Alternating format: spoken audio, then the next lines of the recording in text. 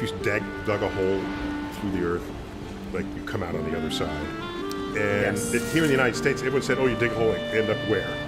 China. In China, of course. Yeah, of course. that was the whole idea. Yeah. That was the whole idea, and I remember like researching that when I was early middle school. I might have been in 6th grade, so 6th or 7th grade, and it was like, first of all, the center of the earth would vaporize you, so this is not a workable thing. It's not just given enough time, dig a hole through the earth and then have a China. That's the first point. Second, if you're going to go through the earth, chances are you want to go through the center and come out the other side where that takes you. And going through the center from the northern hemisphere puts you in the southern hemisphere. And you're not in China when that happens. So in fact, if you do the geometry on Earth's shape, dig a hole from the United States, come out the other side, you end up in the South Indian Ocean. Oh, okay. Yeah. That's not good. No, it's not good. You're just going to end up flooding America. Oh, because all the water will You just drained the Indian Ocean into America, so that's not good. That's That's not good. But let's imagine you could do such a thing. I just dug all the way through to the other side of the earth. 2 things I'm going to do. One, I'm going to show everybody my massive guns because, quite frankly, I got jacked on that trip. That's a lot of exercise. Digging that out, right? Digging that out, man, that's serious exercise. And then the second thing I'm going to do is go back to where I came from, jump right back in that hole, you know. All right. So the funny thing is, if you actually did dig the hole, you don't have to jump through it because you came out the other side having successfully dug it. That is outside of your radius from the center of the earth has no net effect on how much you weigh or what the force is that's accelerating. So in other words, it's brilliant. It's a brilliant, you can demonstrate this as an early physics 101 using Newton's laws of gravity. So watch what happens. As you fall in, there is Earth on the other side of you pulling at you, right? There's like the center of the Earth and all the Earth from there to China, okay, or the Indian Ocean. But then there's the Earth above your head trying to pull you back. Right. Okay? It turns out that even though you're getting closer to parts of the Earth on the other side and farther from the parts of the Earth that are above your head, the net force of each of those sides of the Earth exactly cancel on you. The only thing that matters is how much Earth is between your feet and the center of the Earth. The sphere that's between the bottom of your feet and the center of the Earth, that's the only net gravitational force pulling you. And since that is getting less and less and less, the force of gravity on you is becoming less and less and less. And so your weight, if you like pause and weighed yourself, you would start weighing less and less and less until you got to the center where you weigh zero. Nothing. However, this whole time you have been accelerating. Accelerated, right. So you've been moving faster and faster and faster by a lower and lower force of gravity, but your speed continues to increase. And you hit a maximum speed at the center of the Earth.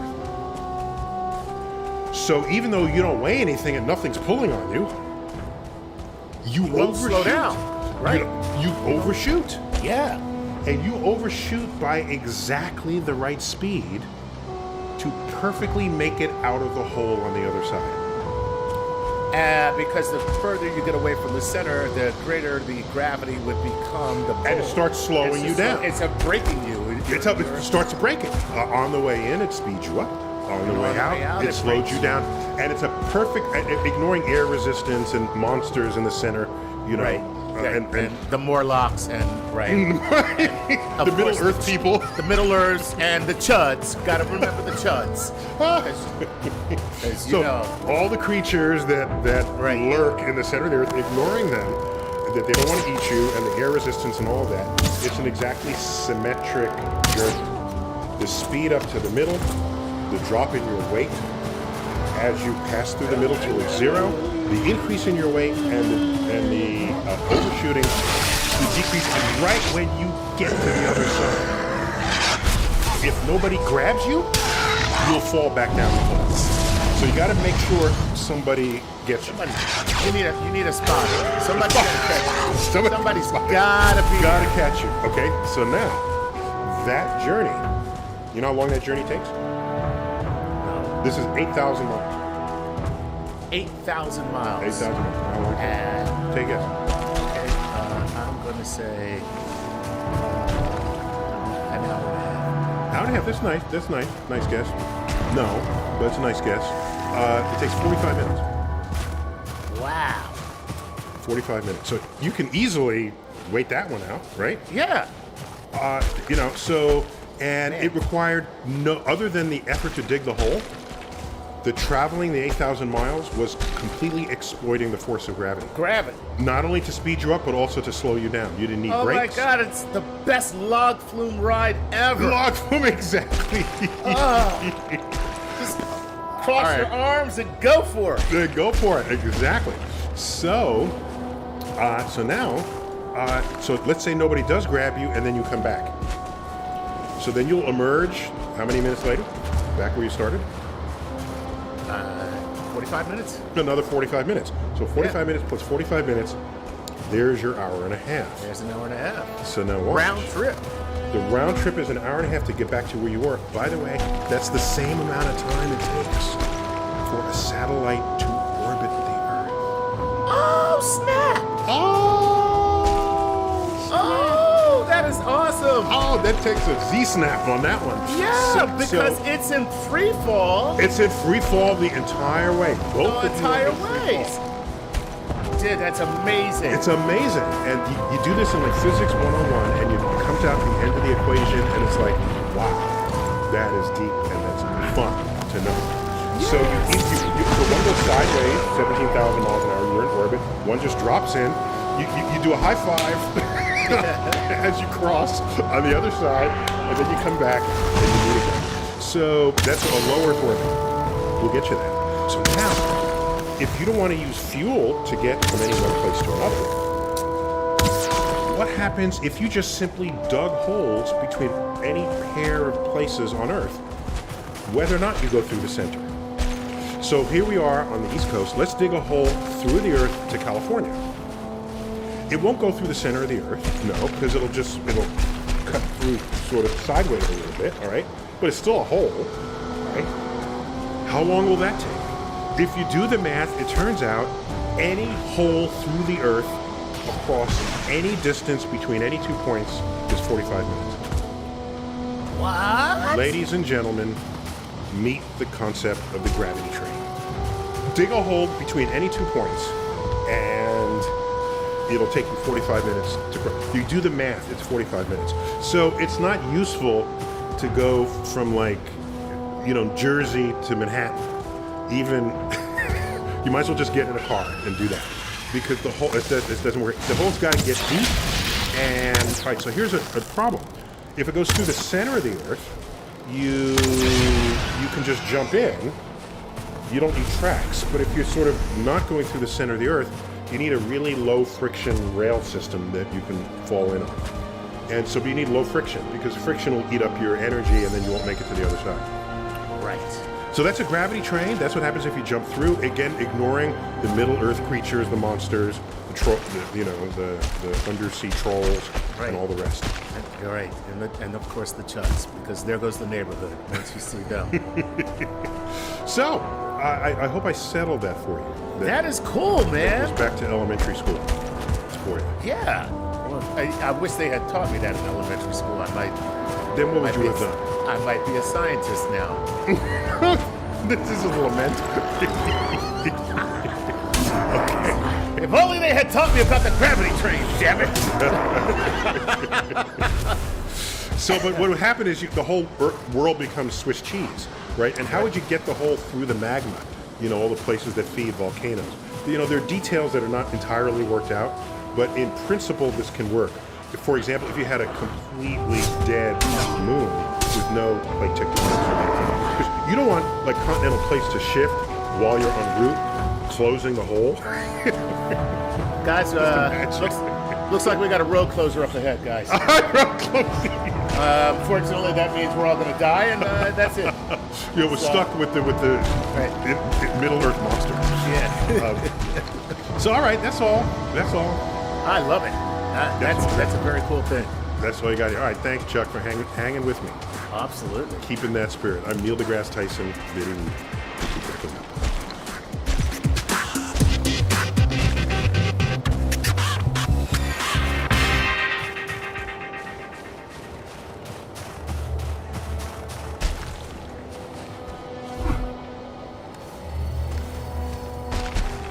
Check. Hey. We're back. We are back. I got a topic for you. Okay. Warm blankets. All right. What is happening to us? What is going on? That warm blankets are a topic? It's a topic. What's the next explainer going to be? Snuggling? Just saying, there's physics everywhere, and I just want to sort of bring it. Warm blankets. Time has arrived to come to understand warm blankets. First of all, Okay. Warm Blankets sounds like a new emo band. And secondly, I am It's an underused title for something, I think. Yeah, Warm Blankets. But I will say that I'm excited to see the physics in Warm Blankets. Okay, so here you go. Ready? Okay, here we go. Okay. Here When we you look at go. a coat or a blanket or an item of clothing, so that's a warm piece of clothing. Right. Obviously, when it's sitting on the hanger, the temperature of the clothing is the same as the temperature of the air. Okay? So you don't say, oh, that's if there's a blanket sitting on the tile floor, you don't say, oh, that's a warm tile. You say, oh, that's a warm blanket. But they're the same temperature. Right? If they're just sitting out there in the air, they'll be the same temperature as each other. So why are we thinking the blanket is warm and the tile is cold when they're the same temperature? Interesting. And the funny thing is, we do make that distinction because you will look at the blanket and call it warm and call the tile cold or cool. Even though they're sitting there together. They're sitting there together at the same temperature. Okay, so here's the thing. If the blanket were actually a source of warmth, you could put it over the tile, wait a while, peel back the blanket, and then the tile would be warmer than the surrounding tile. Now I just picture tile on the floor just going, oh man. It's snuggly tiles. Oh, that was so good. I'm tired of people calling me cold. Oh, man, why did you do that? Why did put the blanket back? So the point is, the blanket doesn't make anything warm. It is completely passive, and it is not a source of warmth. If it were, you could put it on something cold to warm. That makes sense. It's not a source. It is not a source, even though our language calls it a warm blanket, warm mittens, warm anything else. Okay. So what we really mean when we say it is that it does not transmit heat energy. That's all we mean, even though that's not what we're saying.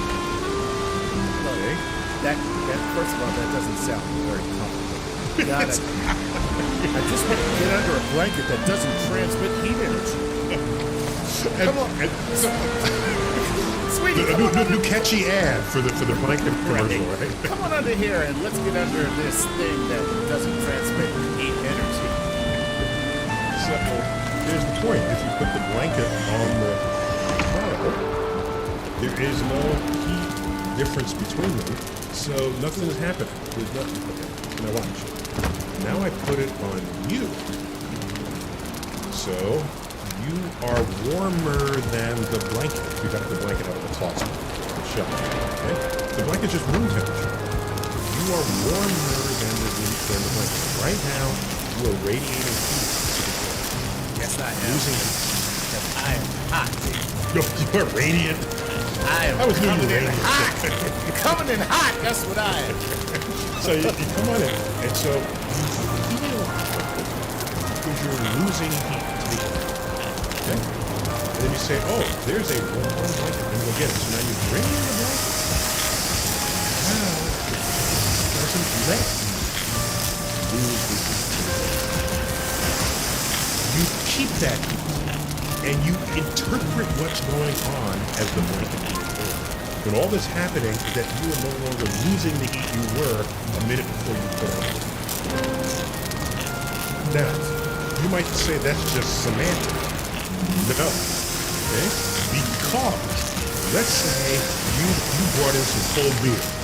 Okay? And so you don't have any ice here, but you got it out of the refrigerator cabinet, and this cold beer is sitting on the floor, and you say, I don't want the beer to warm up. Let's get a warm blanket to put on it, okay? Okay? Because how does the beer get warm? It's taking heat from the air, okay? Because the air is warmer than the beer. So what you need is super blanket that does not transmit heat energy across its thickness. So you take a blanket, put it on the beer, it'll keep the beer cold. By preventing heat coming from outside of the beer and so the point is, so the blanket that you're calling a warm blanket is also a cold blanket. It's a cold blanket too. Now, and by the way, we have another word for things like that you carry around, and it's called a thermos. yes, whether it's a thermos cooler or a thermos for liquids. It's the thermos keeps hot things hot and cold things cold. The thermos is the ideal blanket for the food that's contained within it. So if you wanted the best bed of them all, turn it into a thermos. It's just not cuddly, but boy, you will stay. In fact, it'll become too hot because your body needs to actually cool off, otherwise you'll overheat. So I just wanted to insulation. We don't think of blankets as insulation, but that's what they are. And if one blanket is not working for you, you get a second blanket.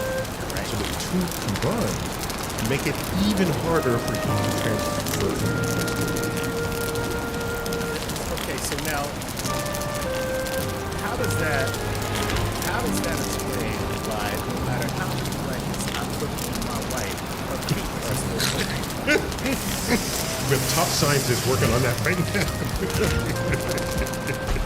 How can you keep it cold? You're wearing boots, thermal socks, and 3 blankets. How are your feet cold? It's impossible.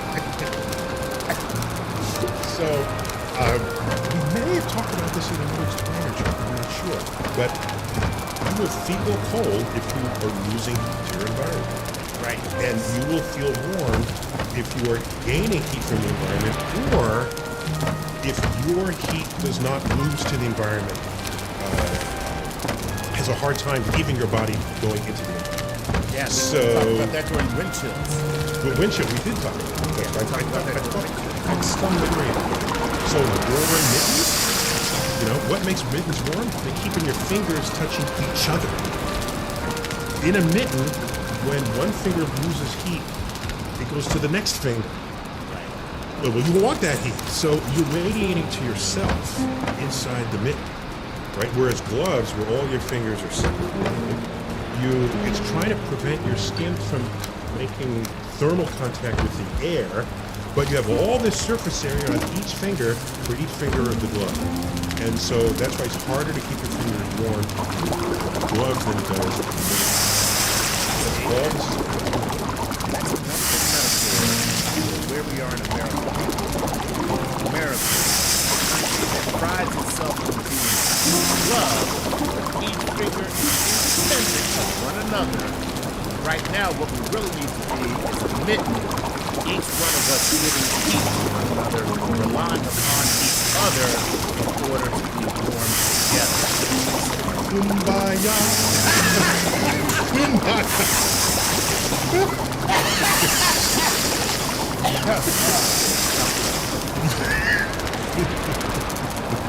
Chuck, I didn't think you had it in you. Chuck, that was beautiful. That's beautiful. But what that means is, if you jump into if you have a partner in bed who's been there for some time, holding aside your wife's feet. If you have a partner that's been in bed under the covers, under the quote warm blanket, and you've been outside and you feel cold because you means she feels cold. So two people cannot feel warm with each other at the same time. You can be neutral. One will feel cold, the other hot. One will feel hot, the other cold. But you both can't feel warm touching each other. Thermodynamically, that's not possible. Nor can you both feel cold touching each other. Somebody is either neutral or somebody's taking heat from the other. Judging on my clearly, we know who's going to be taking what from whom. What kind of heat energy we got left. I'm just But anyway, saying. so that's it. That's all I got to say about it. The blood is cold. It just means they don't regulate it and make it a higher temperature. So it's the same temperature as the air. So you could put a blanket on a reptile, but it'll be vastly yet less useful to it than if it were warm blood. Well, now I feel bad about making my iguana wear a sweater.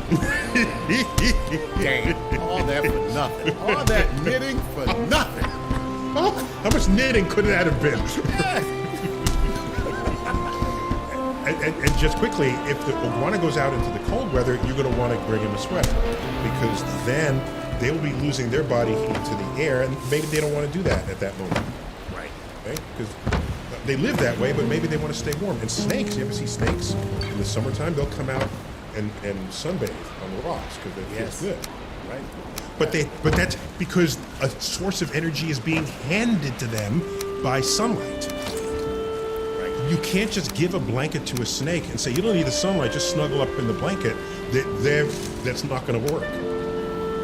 Right. And the reason why you don't give a blanket to a snake is because they're a snake. Thanks for figuring that one out, Chuck. Right. They don't deserve anything, damn it. Don't give a blanket to a snake Don't give a because it's blanket a snake. Because it's a snake. What kind of reasoning is that? I don't like snakes. That's where that reason comes from. Just that simple. All right, Oh, we that's gotta call cool, it man. quits Well, there. there you go.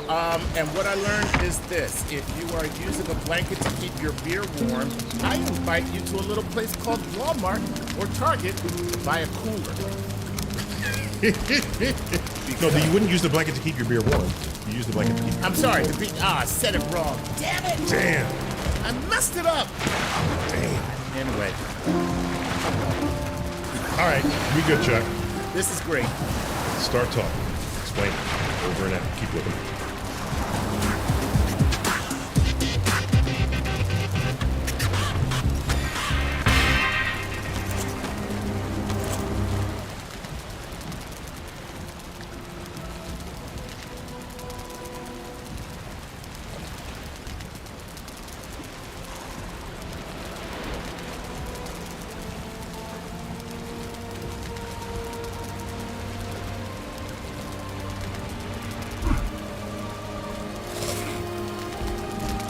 Chuck, I got another one for you. It's called friction.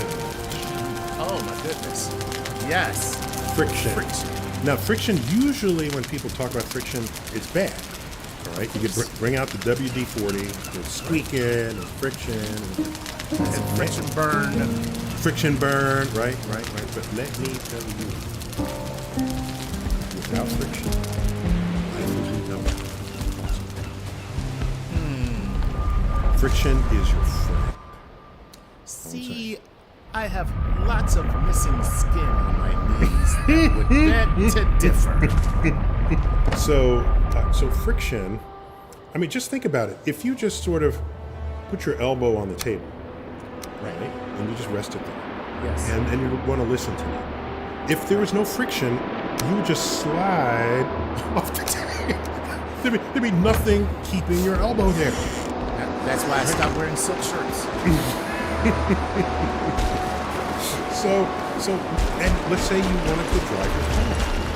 You need the friction between your tires and the road so that you will move forward. If there were zero friction between your car and the road, the wheels would just spin. Nothing would happen. Okay. You would go nowhere. You wouldn't be able to start the car, to move the car, slow down the car, stop the car, or even steer the car. All of that requires friction. To walk, you put a foot down, there is friction there, you press back, and your next foot moves forward and advances. There's friction. This is why on slippery ice where there is no friction, you can't walk, you can't run. And you say, this is bad, put me back on regular ground. What you're really pleading for is, give me some friction. Right. You don't say that because friction has a bad name. And what do you do when it's cold out and you're not wearing gloves? What do you do? Hands get hot. I just realized it's cold in my house. Okay. So you do that, okay? Friction is your friend. So we'll do a whole other thing on friction becoming heat. That's a whole other explainer. That needs its own time for that. Oh. But friction can help get you warm. Right? So the only thing that really does not use friction is rockets. All other transportation requires friction. Bicycles, trains, Okay. planes in order to take off, okay? Oh my goodness, that's right. All of this requires friction.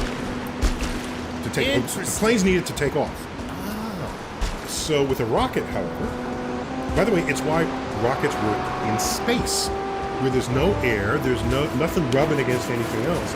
It sends material out the back, and it recoils forward. Right. So all rockets that are accelerating are losing mass in order to do it, in the recoil. Whereas you don't have to lose mass to do it, you just have to press against the earth. Right. Well, Newton told us for every action is an equal and opposite reaction. So, if you are at standstill and you start moving forward, actually something has to start moving backwards. And it's communicated that way through friction. So what happens? You move forward with a certain momentum. What are you pushing against? The ground. The ground. The ground has to move backwards. And it does. So the entire Earth is responding to the fact that you moved in one direction. Okay? Oh man. Can we all get together, every human being, just in one group, and start running in one direction? Will we speed up the Earth? Yes. Or slow it down, depending on which direction. And it has to be due east or due west. Correct. Yes. What? So if so if everyone lined up, okay, and started just running due east, okay, so that will sort of spin. Right, which way we turn? We turn over this way. So you have to run due west, and if everybody does that with their scurrying feet, you will speed up the rotation of the Earth. What? That is the response of the Earth to you propelling yourself forward by way of friction connecting you to the Earth itself. It's true with cars, it's true with everything. Now, I once did a calculation, and I said, let's get our most powerful rocket engines, bench mount them at the equator where you have sort of maximum torque on the Earth, and can we use that to either speed up or slow down the Earth? And I did the math on that, and it's hopeless.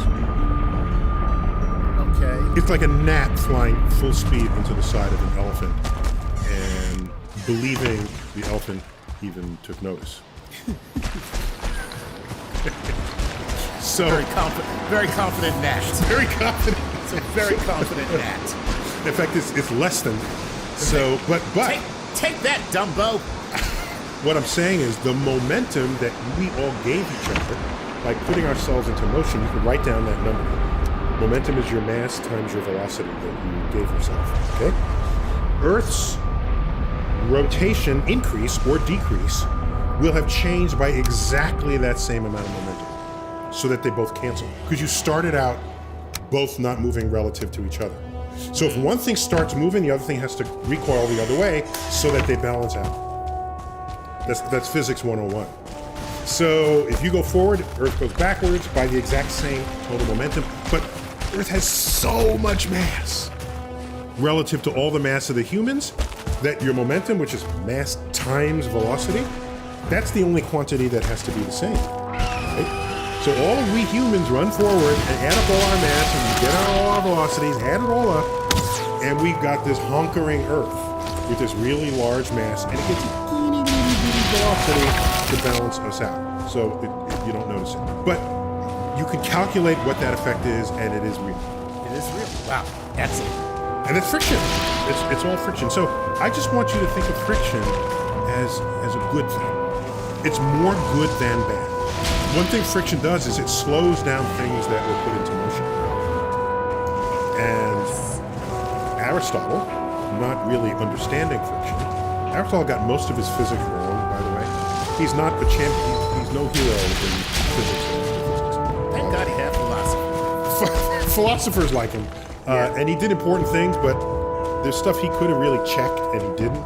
And so it's before experimental philosophy kicked in, as opposed to thinking philosophy. And so the experimental philosophers, Bacon had a whole book just on experiments that he said he conducted, but there's like 1,000 experiments in it, and that's what all he'd be doing every day for the rest of his life. So I don't think he did them all, but it's a book. He collected them.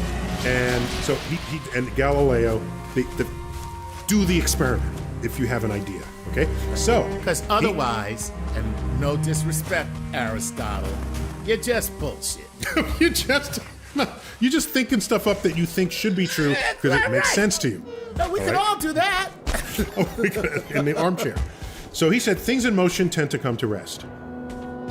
Okay, so that's true, right? All right, but Galileo said, wait a minute. If I wax the track, I have a thing, I roll it down the hill and it stops like here. Now I make it smoother.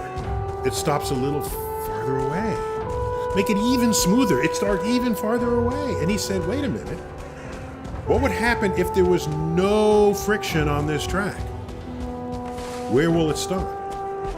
And he concluded that things in motion will tend to stay in. He fed Newton's things in motion tend to stay in motion. It's the opposite of Aristotle, unless acted on by an outside force. Wow, look at that. And so Galileo was the bridge between Aristotle and Newton, and doing the experiments by waxing the track, making it ever more smooth, reducing the friction coming. That enabled him to establish a fundamental truth about nature, going beyond just what your life experience is. So, look at that. Galileo, the Mr. Miyagi of physics. Who knew? Wax on, wax off. So I just want you to appreciate friction. I will not. I still can't get my head around liking friction. But it is necessary. Without friction, everything would just be floating. Would be gliding. Sliding around. You sit on a couch, the couch would just slide back. And by the way, you could push very heavy things. If there's a freight train, I don't care what it weighs. If it's on frictionless tracks, let's say it's a maglev frictionless track, and you have a little handle, just take it and start pulling. So you can put a force on it, and yes, it's way more mass than you are, so the velocity will be small, but it'll have some velocity. So you can just start pushing. And this is why those strong men in competitions, okay, where they pull in the old days, they pull the train with their teeth, okay? It's because trains are on steel rolling wheels on steel tracks, which has very low friction, okay? If you took it off the tracks and let it sit there in the mud and then have them try to tug the train, that ain't happening.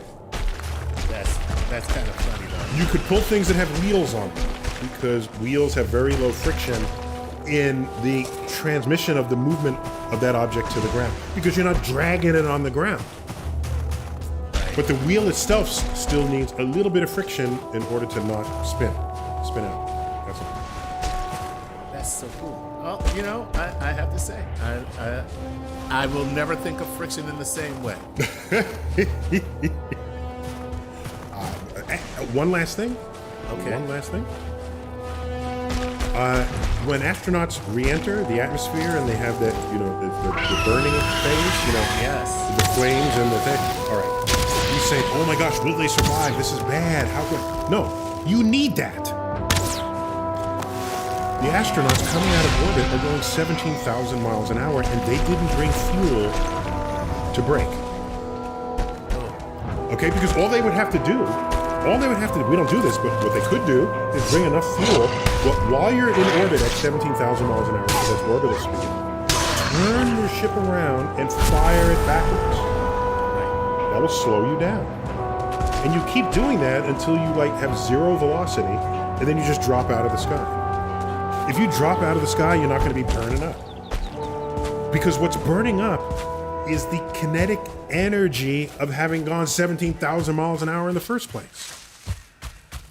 I saw a movie, I think it was one of these Mars movies, one of the earlier ones that came and went, where there's something happening on a platform and the guy falls off the platform, but it's a stable platform up there above the ground.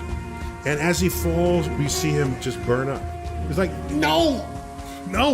The act of falling through the atmosphere alone is not what burns you up. It's the fact that you are going from 17,000 miles an hour to zero. And where does all that kinetic energy go?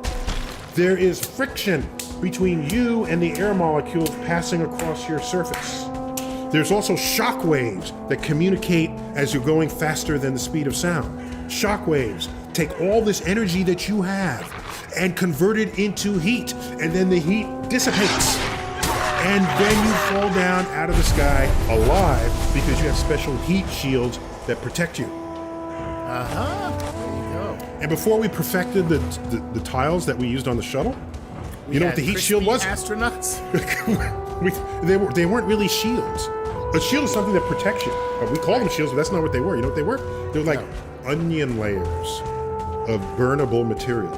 Oh, so they just burned off. Exactly. But you had to go through enough of them to get to the crispy center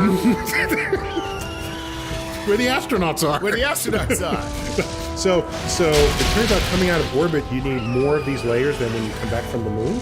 So coming back from the moon, they just make that layer thicker. And then it ablates, and it heats, it burns off, and it takes the heat away. And each as these layers go. So it's a very blunt, effective heat shield. But it's really a shield that dissolves away in the heat. All of that, the friction, the shock wave, and that allows you to not have to take fuel in order to slow down using fuel because you're basically aerobraking. That's what re-entry is. It's a form of aerobraking. Friction is your friend. That's what I'm trying to tell you. Can't come home. Well, you need fuel to slow down. That's all I'm saying. You want to exploit what you got. And so you should say, great, they're burning up their heat shields. That's a good thing. Sweet. All right. I'm liking it. Chuck, friction's your friend. All right. I got a new friend today. That makes one. All right, makes one friend. Chuck and his one friend. I got my one friend, Friction.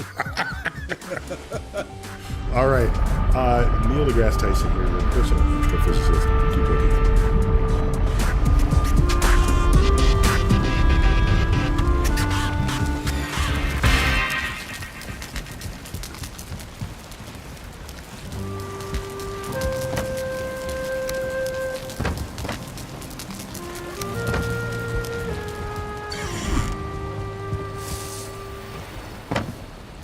I'm back, Chuck. No. Well, that means it's time to talk about something that you thought you knew, but you didn't really know everything you thought you knew about. Or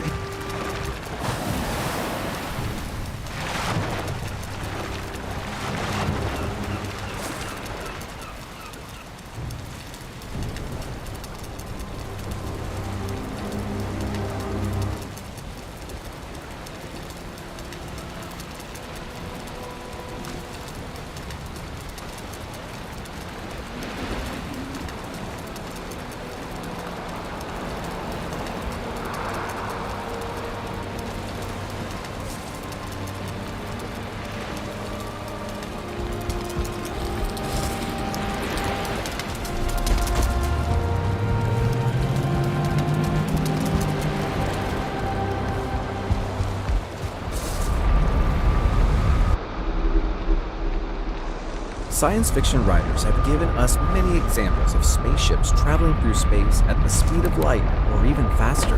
The reality, however, is a bit different.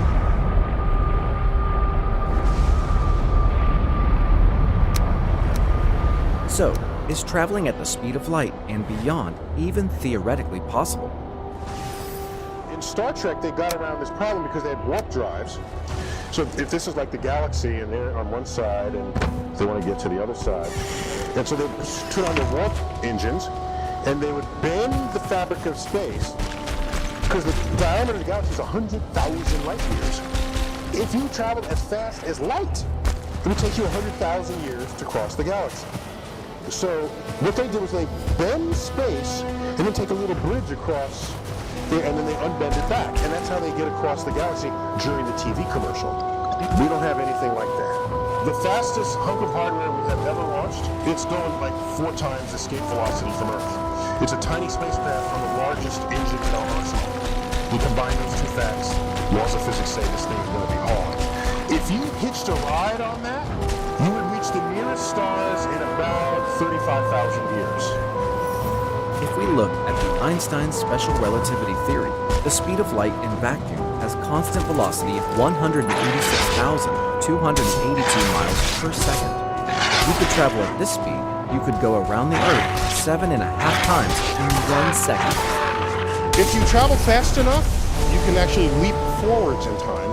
Relativity specifies that you travel a good fraction of the speed of light, time will tick more slowly for you than all your loved ones back on Earth.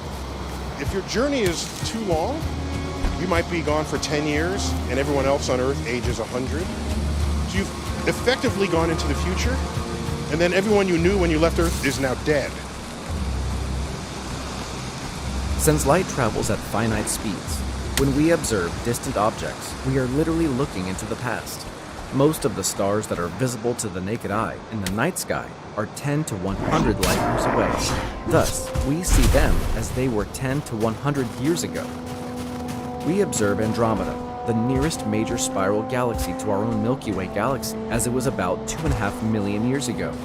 So, if we could travel at the speed of light, it would take us around 2.5 million years to reach Andromeda. The nearest star, Alpha Centauri, is 4.37 light years away. Even NASA's Voyager 1 space probe, traveling at 10 miles per second, which became the first spacecraft to enter interstellar space back in 2012, would take around 70,000 years to get there. The distance between stars is vast. We need to understand something new about the fabric of the space-time continuum and exploit that in order to expect to travel to the stars. So, of course, in real life, if we want to be able to, live the life of science fiction and travel to other stars, how might we actually do it? Old school science fiction is you have a rocket ship. Could you build a rocket ship and use it to travel to another star? So the short answer is not really. The way the space shuttle works is it's full of fuel, and you light that fuel, and you get a massive explosion. You direct the explosion out the back, and the gas flows out that way, and you get a reaction. If you push the gas out that way, you go that way. Okay, so it's very simple, brute force technology, and it pushes the space shuttle up into space. And that you needed all this incredible fuel just to get 300 kilometers above the Earth's surface. So you still haven't even escaped from the Earth's gravity, let alone escape the sun, let alone travel to another star. So even if you could build a rocket that had everything you needed on it to travel to another star, and you built the fastest rocket that's ever been built, it would take about 20,000 years to get even to the nearest star. If travel to distant stars within an individual's lifetime is going to be possible, a means of faster-than-light propulsion will have to be found. In 1994, Miguel Alcubierre proposed a method that would take us beyond the speed of light limit. In his mathematical theory, he used 2 points in space-time to demonstrate the expansion and contraction of space fabric.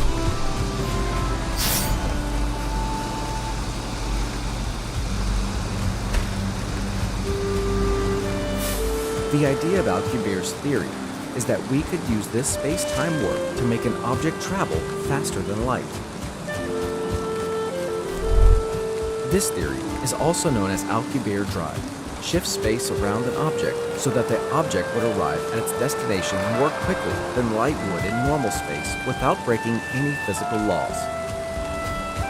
Instead of going faster than light, the spaceship would remain stationary at a time in which the space in front of it is moving faster than light. The ship would effectively ride this supersonic wave to get to its destination without exceeding the speed of light.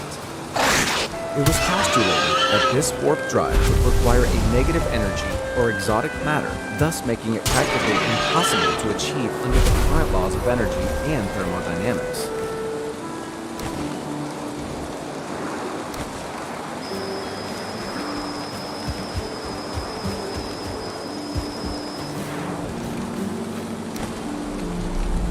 The other problem with this theory is that the space-time warp would damage any planets or stars it passed near. The energy released by the warp drive could be strong enough to rip nearby planets apart, or even trigger the formation of a black hole at its destination. In March of 2021, Dr. Eric Lenz, a researcher at Germany's University of Gothenburg, published a paper where he showed the existing research and claims to have discovered gaps in previous warp drive studies. Lenz noticed that there existed yet to be explored configurations of space-time curvature organized into so-called solitons that have the potential to solve the puzzle while being physically viable. He believes to have found a way to permit super-fast travel by creating a series of solitons that can provide the basis for a powerful propulsion system. These solitons, in theory, could maintain their shape and move at constant velocity, using sources with only positive energies that can enable travel at any speed.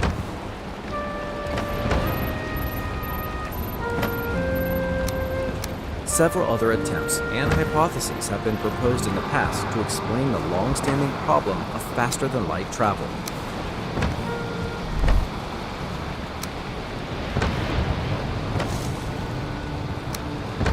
Einstein's theory of special relativity states that energy and mass are interchangeable, and speed of light travel is impossible for material objects that, unlike photons, have non-zero rest mass. In 1935, Einstein and his colleague Nathan Rosen proposed a hypothetical wormhole theory in which two separate points in spacetime are bridged together. In essence, this would form a tunnel or shortcut through spacetime. Einstein's theory of general relativity mathematically predicts the existence of wormholes, but none have been discovered to date. Even if a wormhole could form, it would most likely be very unstable.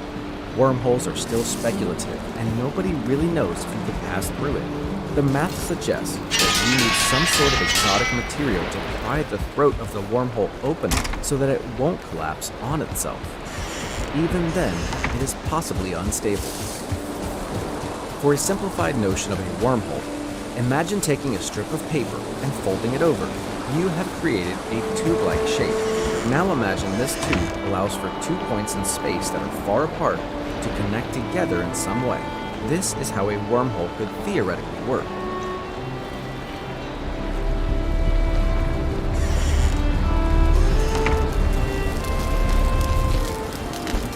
In a new theory, physicists at the University of Oldenburg have shown that microscopic, traversable wormholes could exist without having to rely on exotic matter or a new theory of gravity.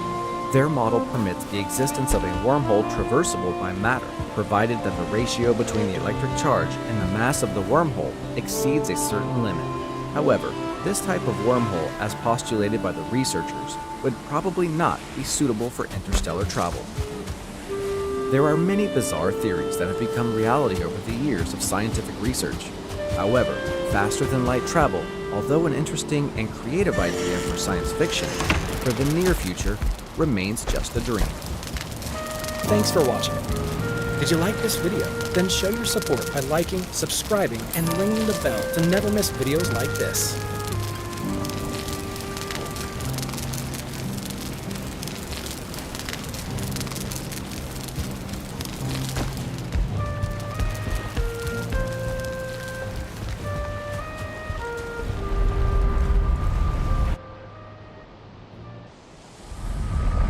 Those Hubble photos? Yes.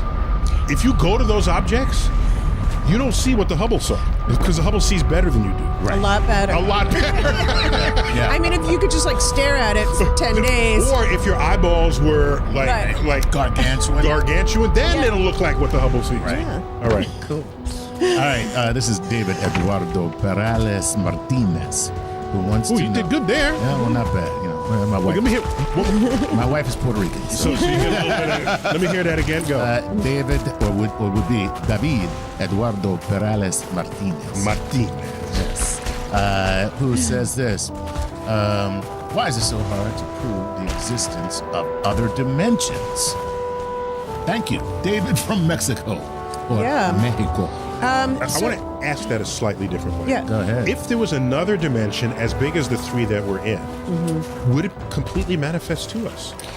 Probably. There's a hitch. So you would think, yes, as long as that dimension was very large, then we would be talking about a world in which this did not confine us, right? So let's say I have skin, which seems to separate my inside and my outside. But if there was I see another, right inside you. if there was another dimension, you could do like one of those spooky surgeries without puncturing any skin. You could just like go in there and take people's organs. Like this would not be a separation of inside and outside. Well, there's also an analogy to that is if you only live in two dimensions, then you only have sort of height and width, you have height and width, but not depth. So if you don't have depth, if I look at you in two dimensions, I can see all your organs. And for you, And I can just reach skin in would and be a pull out your line. spleen or whatever. And you Operation. Yeah, You can't see because you're in and all you see is the outer skin, which is just a line. Which is just a line. Yeah, and now Which is- our outer skin is a surface. Right. Right. So, which is why you can't actually probably have a very effective organism in just two dimensions, because let's say they had a mouth and a tube going all the way through them, it would actually cut the two sides in half. Yeah. So you can't have what we consider to be normal metabolic functions. Okay. Anyway. You know what else you don't have? You don't have porosity in two dimensions. Yeah. You Tell can't me have what porosity is. So if you drop water on soil and then it just soaks in, Right. Or you drop it on a sponge and it soaks in. Okay. In two dimensions, there's no such thing as There's no soaking. There's no No soaking in. Right. So you just have a bulb of water bubble of water. Correct. sitting on top of it. Because porosity enables you have let's say two rocks are touching here, but then the water can just go around another side of the rock. Right. But in two dimensions where they touch, there is no way past it. Right. It'll just stay above it. Is that where you're able to smell what the rock is cooking? Okay. My God. No, We're like. That was, don't worry. So here I will tell you this: that some people argue that the reason why the universe is three-dimensional is because the universe tries to be many different ways. So there may have been an infinite number of Big Bangs in the past and the future. Can't really talk about it in temporal relativeness, but if the universe created a two-dimensionally large universe with all the rest rolled up and small, you couldn't have organisms in that universe to ask the questions. Wow. So you'd need at least three. And then let's say you had four spatial dimensions, then you have the problem of things drift away from each other in such a way that it's hard to have organized systems. So just like Neil is describing, a two-dimensional creature isn't aware of the third dimension, but if they became aware, they could just kind of float away from their city, right? It becomes, you have more volume of space to fill. And the cross-section for interaction goes down. So now if you add another dimension, the cross-section for interaction goes down again. So it could No, be but that- we successfully exist in three dimensions in spite of the challenges the two-dimensional creature would face upon accessing a third dimension. Right. So why... Maybe three's optimal. Why don't four-dimensional creatures pity us? Yeah. Right. Well, that is a good question. Could the complexity, I'm not saying they're true arguments, but some people argue that you couldn't in the four dimensions get the successful complexity. And some of those arguments get complicated based on string theory, cross sections and annihilations into photons and what's left over after all of these things in the Big Bang. It turns out that only a tiny, tiny bit of stable matter is left over already in three dimensions from the Big So Bang. it could be. Wait a minute. Let me kind of agree with what you just said, even though I just disagreed.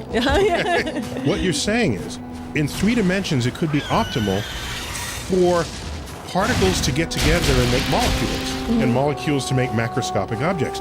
If you add a fourth dimension, you're adding a degree of freedom of where things can hang out and possibly never then find each other. Yeah, Ever it could again. be way. If you think about the volume of the universe is going up radically with the volume of dimensions, Yes. then you're diluting everything in the universe. Concentration of what could be. But there's any of So, these so, arguments. so the like- fact that yeah. you're even asking that question means you are a being in an optimized universe to even pose the question in the first place. So the two-dimensional people couldn't ask this question? Right, because they couldn't be two-dimensional people, because the structures are too simple to allow. And four-dimensional people, there's too much play space. So let's take it. Let's take your first question was, would we know it if the other dimensions were large? Here's the hitch. You would think we would, but here's the hitch. Even if all of those problems were solvable, there is an argument that we could be glued to a kind of a membrane, which is a three-dimensional surface floating in this higher dimensional space, and Yeah, we're so like what glues glued us to there? it. It's Elmer's. the Elmer's. The way the fundamental forces work between They keep us there. They keep Right. us on the membrane, and the only Wow. thing that happily goes off the membrane is gravity itself. Right. So that all other forces are glued to this membrane. That's where they live. So that you would think like a particle to you interacting with that membrane could be a string in the higher dimensional space. Passing through your space, Whose end- manifesting right. as a particle. Manifesting as a particle. So like imagine cutting a string, it would look to you like a dot. Right. An infinitely thin string. So And That I is would- so wild. we think The way I it's think about in particle two physics. dimensions, Yeah. I think of passing a hollow sphere through two dimensions. What would that look like to the two-dimensional people? They'd see a dot. They'd say, "Oh, that's cool." Oh, then it becomes like a circle, and it gets bigger and bigger and bigger. Then it maximizes out at the diameter, but they don't know this. And then it gets smaller. Then gets a point and disappears. And And they have no idea they have no that idea. a big sphere and, just and all passed through kinds their of whole mystical, magical existence. hypotheses come out. Yeah. And the scientists analyze it. Yeah. We just say stuff pops in and out of existence. We don't know why. So one of the absolutely. So one of the things that we've worked on with extra dimensions that make them not just an oddity, but maybe something I we've like already that. observed. One of the things we've worked on our extra dimensions. Jan, what's As in your you do. basement? She's a superhero nemesis character in the Gina, making. My superhero character name is Jan 11. Isn't it good? And it's a prime number. I mean, I've got to work that. No, Somehow. no, no. You don't want I to be need a super. You want to be the cape. nemesis. That's that's way more fun, fun. too. It You is have to be very diabolical with the sun. My evil twin, Jan 12. Jan 12. So the interesting thing there that people have thought about is that maybe something like dark energy is actually a quantum Just about to say phenomenon that. trapped in the extra dimensions that we can't perceive the extra dimensions directly, but we're indirectly perceiving them through the dark dimensions. Or dark matter is regular matter in the higher dimensions leaking over Into right and we're through just this membrane. and we're which just the doing tra- this, and it's just mysteriously there. Yeah, people have definitely wondered So if dark matter gravity can have to do is with the extra thing dimensions. that is the medium. Is that the deal? Gravity is space-time, so gravity can't be confined Gotcha. to. Otherwise, that would be no meaning to the extra dimension. Stupid. You So Everybody knows that. Everybody knows that, Chuck. That was your problem. Chuck, we got to take a quick break. Okay. When we come back, more with Jan 11 on the edge of the universe and beyond when Star Talk returns. We're back. Star Talk, Cosmic Queries, the edge of the universe. There's only one person in arm's reach out there who could do this. Jan 11. Jan. She's our go-to person. Yes. for I love extra things. dimension.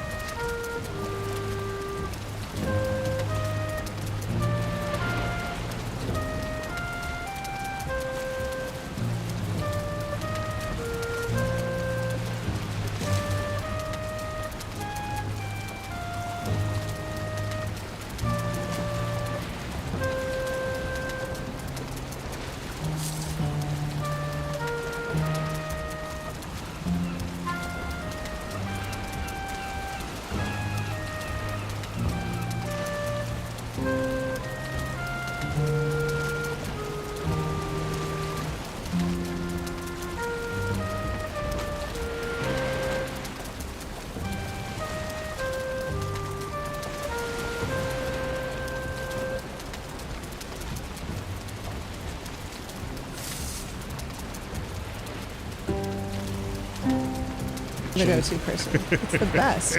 Totally the best. I have actually written papers on extra dimensions. It is a genuine It's a thing. direction in my pardon the pun in my research is to think about. So this. when she disappears, Well, no. no. Wouldn't that just be so cool? Yeah, you just So go. it's just like got up and then like went into the fourth dimension, and this, then might this just would is disappear. how Monsters Inc. worked. Yeah. Oh Monsters yeah. Inc. These are doors Yeah. that came out of the factory. Right. This was an uncelebrated fact of that movie. These are four-dimensional portals. They're basically wormholes. They're right? amazing. Each door, this is the door to the kid's room. And the monster takes it home at the end of the day. They open the door. The other side of the door is the kid's closet. Right. Okay? So great. And then they come out in the closet, scare the kid, go back through the door, and they're back at home. It is a great movie. Great. Okay. I love it. All What else right, you got? let's go to. Well, you know what? Let's go back to a Patreon patron. This is Solarcero de Rai. Okay, who says, "What do y'all think about the?" You like that? Good. What do y'all think about the idea that matter consumed by black holes has been recycled and manifested back into the universe as dark energy? So matter coming out the other side, maybe. Right. Okay. So, is there any correlation between the matter consumed by black holes and dark energy? Could black holes and dark energy, dark matter, be different sides of the same coin? So, Give it to me. yeah. Well, I mean, where to begin with this? That's right, 'cause this is we a could lot. I right. can We lead could off by say, saying there's an urge to take everything you don't know and assume it's related. Right. So I've got people talking about dark matter, Right. consciousness, God, Right. and dark energy all Right. as one thing. right. And, Somebody. and quantum spookiness. Yeah, someone asked me when they take ayahuasca, is it possible that they have gone to a higher dimensional space? Okay. Okay. And But my answer to, in an attempt to not be totally dismissive, was to say, well, if it's a platonic form that we can learn about by exploring the mind, then in that sense, maybe. right. Right? Like a perfect circle doesn't exist in reality, nor will a perfect circle ever exist anywhere in the universe. But you can touch it in your mind, right? Right. And it's an experiment we can all perform, so that in that sense we go places. Unlocking secrets of the Unlocking mind, if not secrets of the secrets mind. of the physical universe itself. Yes, yes. In other words, you high. So what do you say about dark matter, dark energy? So okay, so let's just start Anything with dark. the falling in, coming out, and so there were very early on people who thought a black hole could be bigger on the inside than the outside. It could be as big as an entire universe on the inside. It could actually lead to a white hole, which is basically a Big Bang. So you fall into the black hole, and you know that is completely confined by the event horizon. Nothing ever comes out, but inside it is like something as big as an entire universe. Right. Another universe, and that universe will TARDIS. remain Like, yeah, bigger on the TARDIS. inside. It's The low end, exactly right. Exactly. It's just like Doctor Who's TARDIS, and so we would never know about that universe. It would not communicate Check with Chuck's. ours. Check Chuck's street cred. TARDIS is an acronym for what? Oh no. Oh no. Phone booth in London. Yes. I don't know. Time and relative dimension in space. Time and relative dimension in space. TARDIS. There you go. Okay. Usually Nice the job. "and" doesn't make it into the acronym. I'm just gonna say. You know.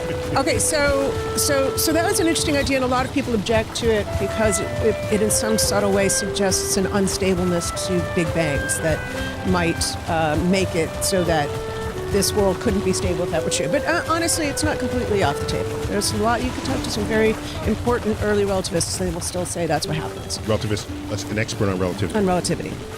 So then there's a separate, totally separate question about dark matter. There is a suggestion that the black holes themselves could be dark matter, meaning that they are invisible, like dark matter is, technically, and they could populate the universe almost arguably large enough to explain this missing mass, this missing matter. It's on the edge. It's definitely under pressure.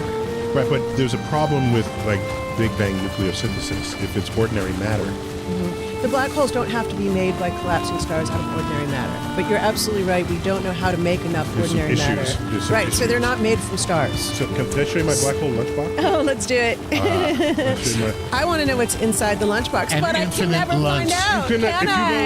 go in, You she never will come never out. come out. Yeah. If my hand goes in, will it never come out? Yeah, exactly. Okay. And inside of it is a black hole thermos. But of course, Okay. It is confusing. If you fall into a black hole like this, I guess you can't see your hands. You'll disappear in front of yourself. Yeah. Okay. so you have a black hole thermos, and it is filled with. Okay, so Liquor. this is an inversion of the known universe. Because in this particular case, Inside your black hole. I have the Milky Way Oh, God. inside the black hole. He Yes, I did that, did. yes. You just Yes, I did just not did. do Totally that. did I that so to us. You Yes, did did. not just Did you pull see a our Milky faces? Way out of a the black black hole.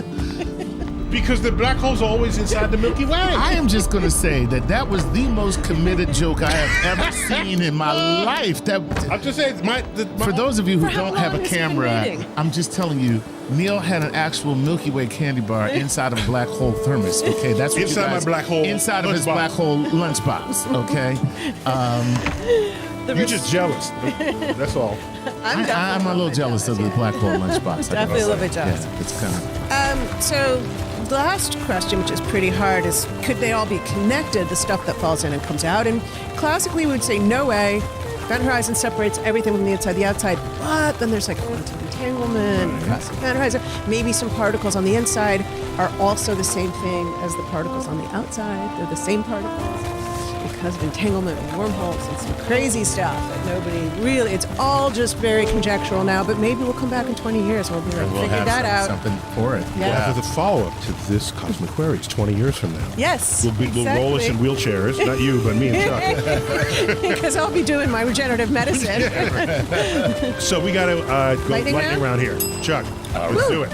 Here we go. So, Janet, you're going to answer in Amped. sound bites. Okay, Mm-hmm. amped. This is Bunders85 on Instagram and wants to know this.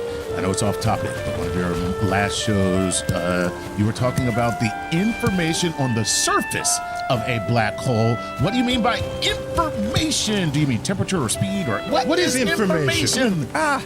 Ultimately, we are completely definable in terms of our quantum numbers. It's just a list of facts about us, information about us, and relative locations and My organizations. quantum in those number is quantum 42. numbers. So, of course, Niels is. So it's something as simple as your mass electric charge. Atoms in my body. Well, Is let's that take a single fundamental particle in your body. It has mass, charge, spin, and it's identical to every, let's call it an electron in this case, every other electron, identical. One's not a little bit heavier, one's not a little bit lighter, and we're completely definable in terms of that information. And you cannot destroy that information. Interesting. And so in quantum mechanics, you stop thinking in Wait, this. if I melt Chuck, Yeah, and he's a puddle. technically, all of that information is still in the universe, Right, it's including just in arranged heat that's differently. lost. It's just arranged differently. arranged- and oh my God, In that's- principle. Wait, we no. gotta How start about the awful information? thought, though. That's an awful thought. If Chuck is a puddle on the ground, Yeah. that's a different Chuck from the Chuck I'm talking to right now. How's that information still there? Yeah, so the I will never change. Well, technically, changing having information preserved doesn't mean there can't be local change, right? So I can definitely change things locally, but I still have to have the same information In the content total system. In the total system. So I have to be able to reconstruct something. It doesn't mean that there's With a change. what's in the system. With what's in the system. Got it. Yeah. But you don't have to necessarily be able to reconstruct the exact same thing. You Well, just have in to be able to principle, utilize the you do. same information. Right. In principle, I should be able to, if I took a page of the encyclopedia and burnt it, I should be able to reconstruct it. In principle. Of course, nobody can ever really do that. It would take longer than the age of the universe, and we don't have that kind of computing power. So there's physical impossibilities, but Ignoring those complications. ignoring those complications. But it's We important. just saw teleportation. So for the black hole, the argument is that what's actually might be happening is that the information as it's falling in, which is basically all, everything, Right. never actually makes it inside the black hole. It becomes encoded on the boundary, which is the event horizon. So it's actually a hologram. All right, So we're I got lightning you. round here. Lightning, We gotta let's keep lightning. Okay. All right, here that we was go. not lightning enough. That wasn't All right, lightning enough. okay, here we go. That was This like- is Elias82 from Instagram says, NASA reported that Voyager 2 discovered 2 new details about interstellar space. How does that change our understanding of dark energy beyond our solar system? Or does it? It probably doesn't because it isn't a detector of dark energy or dark matter. We have no detectors of dark energy or dark matter yet. None successful. And so but it is amazing that it's the first human-made object that's gone interstellar. And that really is quite spectacular. It's just broken out of basically the sun's magnetic influence, so it's able to get cosmic rays and things that are protected in the solar system by the sun's We used magnetic to think the solar system was how far out are the planets, and then you have like the Kuiper belt of comets, then you have the Oort cloud. Then you say, well, really, at what distance does an object no longer know that the sun is in this direction? Right. Because the sun has magnetic influences that go very far, and you reach the point where all the field measurements are sort of in this soup that permeates the entire galaxy. And so it's a transition from the sun is this way to I got stars in every direction. Yeah. Right. And so It's still moving so slowly that it will take, 10,000 years to reach another. No, 70,000. 70,000 years. All right. All right, lightning round. This is from Robert Weaver, who says, thanks so much for educating and inspiring us. What news in science do you find most interesting and important right now with respect to your field? Wow, that's good a one. great question. Well, we do live... In a soundbite. Yeah. we are in a very lucky time because we have discovered bare black holes in this miraculous way. So I do think that the most exciting And things one of them have has a to Milky do... Way inside. One of them has, is eating those Milky Way. So I do think it is where the small meets the large, and it will be that way for a long time, meaning what the Big Bang tells us about dark matter and dark energy and the universe on the larger scale, and why those things are folded together, thinking about the universe on the biggest scale and on the small scale. So where quantum physics meets general relativity For sure. is an unresolved territory. That's right, and so that's why we use all these really It's the extreme Badlands. settings. Right. If you wanna understand where quantum mechanics meets gravity, you got to do it in the Big Bang or on black holes. All right. Next, Okay, Jeff. here we go. This is Pablo Gristensko. I don't know, Pablo. I'm sorry. Can you please help me put inside my head one more dimension? 3 is fine, but how can I grasp more? That's What do you do with what do you people? do with people to let them understand? I think it is absolutely imperative that everyone understands that nobody can just blanketly visualize higher dimensions. We're accustomed to looking at dimensions from the outside looking down. We can't do that. So what we can do are the kinds of things that Neil was describing earlier, which is imagine three-dimensional cross-sections of things. So visualizing a hypersphere, which is a higher dimensional sphere, as an intersection of it with our 3 dimensions, and it would be a series of spheres Right. that would max out, and then spheres would go back. But the one last thing is to do the difficult example of being a flatlander, and you will actually, just by going down a dimension, start help. to get it. Yeah. And I can add that if I've said this in a couple of Star Talks before, but here's another moment to do so. If a line is bounded by points and a square is bounded by lines and a cube is bounded by squares, then a hypercube is bounded by 3-dimensional cubes. The sides of a hypercube are 3-dimensional cubes. Right. And you So it's always- mathematically you just work your keep way up. going up. You just keep going Yeah. up. And the Right. math will take you there. There Math you go. will Math. set you free. There you go. This is a real example where the math makes it a lot easier than trying to visualize it. Okay, there you go. Said no one ever. Math. Let's convert this to math to make it easier. So great. Higher dimensional differential geometry. That's All right, awesome. go. Okay, this is Eric Svensson. Mark Eric Svensson. He says this. Neil, you have said before the dark matter should really be called dark gravity. It really stuck with me and helped me understand it better. Do you have a similar and alternate name for dark energy that better summarizes the phenomenon? I'll give it a shot, but I want to hear. Let's see what Jana says. Jana says. Jana. I would say I would just call it dark expansion stuff. We don't know what it is. Dark We don't- stretching. stretchy stuff. Dark stretchy. But definitely dark gravity is what dark matter is. It is literally dark gravity. And I'm totally cool with that. Are you totally cool with that? Totally cool with Well, is a neutrino dark gravity? that. Sure. Because that's a form of dark matter. Like, we have examples of forms of dark matter that we have detected. They're just not plentiful enough to explain so much of it. Yeah, But well, there the- are things called neutrinos, which we do detect, and they are dark, meaning they don't interact with light. Right. I wouldn't call neutrinos dark gravity. Wow. I'm pushing back a No, little but on it's that. pushing back. They're messing with me. Let me tell you something. That was rough, man. You got front row seat. Yeah, I'm nerd fight. Right now, I got my popcorn. I'm just like, nerd fight. Oh, this is good. I will jump in with the dark energy, though. What if we thought of it as like an invisible ocean? Because that's sort of what the dark energy is around us all the time, and it's as though we're in a storm of dark particles and dark vacuum energy. bath. It's just that it's really that it's invisible is the thing. You can see right through it. It's not that if you had it in your hands, it would look dark. Right. It's invisible. Right. So both dark and energy really don't apply. We need a Yeah. Okay. Yeah. There you go. So it's really in the name. vacuum bath. Next one. All right. Last one, real fast. Okay. Jenna, Here we go. half a soundbite. Here we go. This is Hector Salazar, who says this. Can other universes influence or overlap with our own? And is there any evidence that this might be happening? This would be the parallel universe. Yeah, very speculative, but if you consider a universe, let's say we're floating on a three-dimensional membrane in a higher dimensional space, and there's another one of those floating also in the higher dimensional space, parallel, or in some sense. And Now, do they both share this membrane you're talking they about? do bit not. different membranes. Two separate membranes. Two So in separate that sense, we membranes, would call them universes. And yes, it is possible that they have interacted in the past and that there would be some archaeological record of that or in the future. If they intersect, is there an intersection line, a three-dimensional line? In which you live in both universes.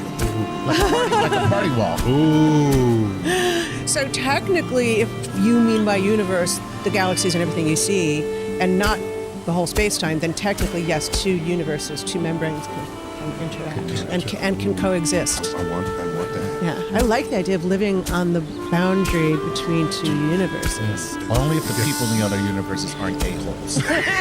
And as long as the laws of physics there are the same as yours, ours. because you don't want to decompose into a bubble of goo. Yeah, that would be bad. That would be bad. If the charge of the electron is different, Bad. bad, very bad, bad universe. Stay away. We got to call it quits there. Jen, man. always good to have you on, It's Jen. always fun to be here. We don't have you enough. I love Chuck, it. Thanks. So much fun. Good, So man. much fun. Jan 11, professor of physics up at Columbia and Barnard College. I'm Neil deGrasse Tyson, your personal astrophysicist, signing off for Star Talk, bidding you, as always, to keep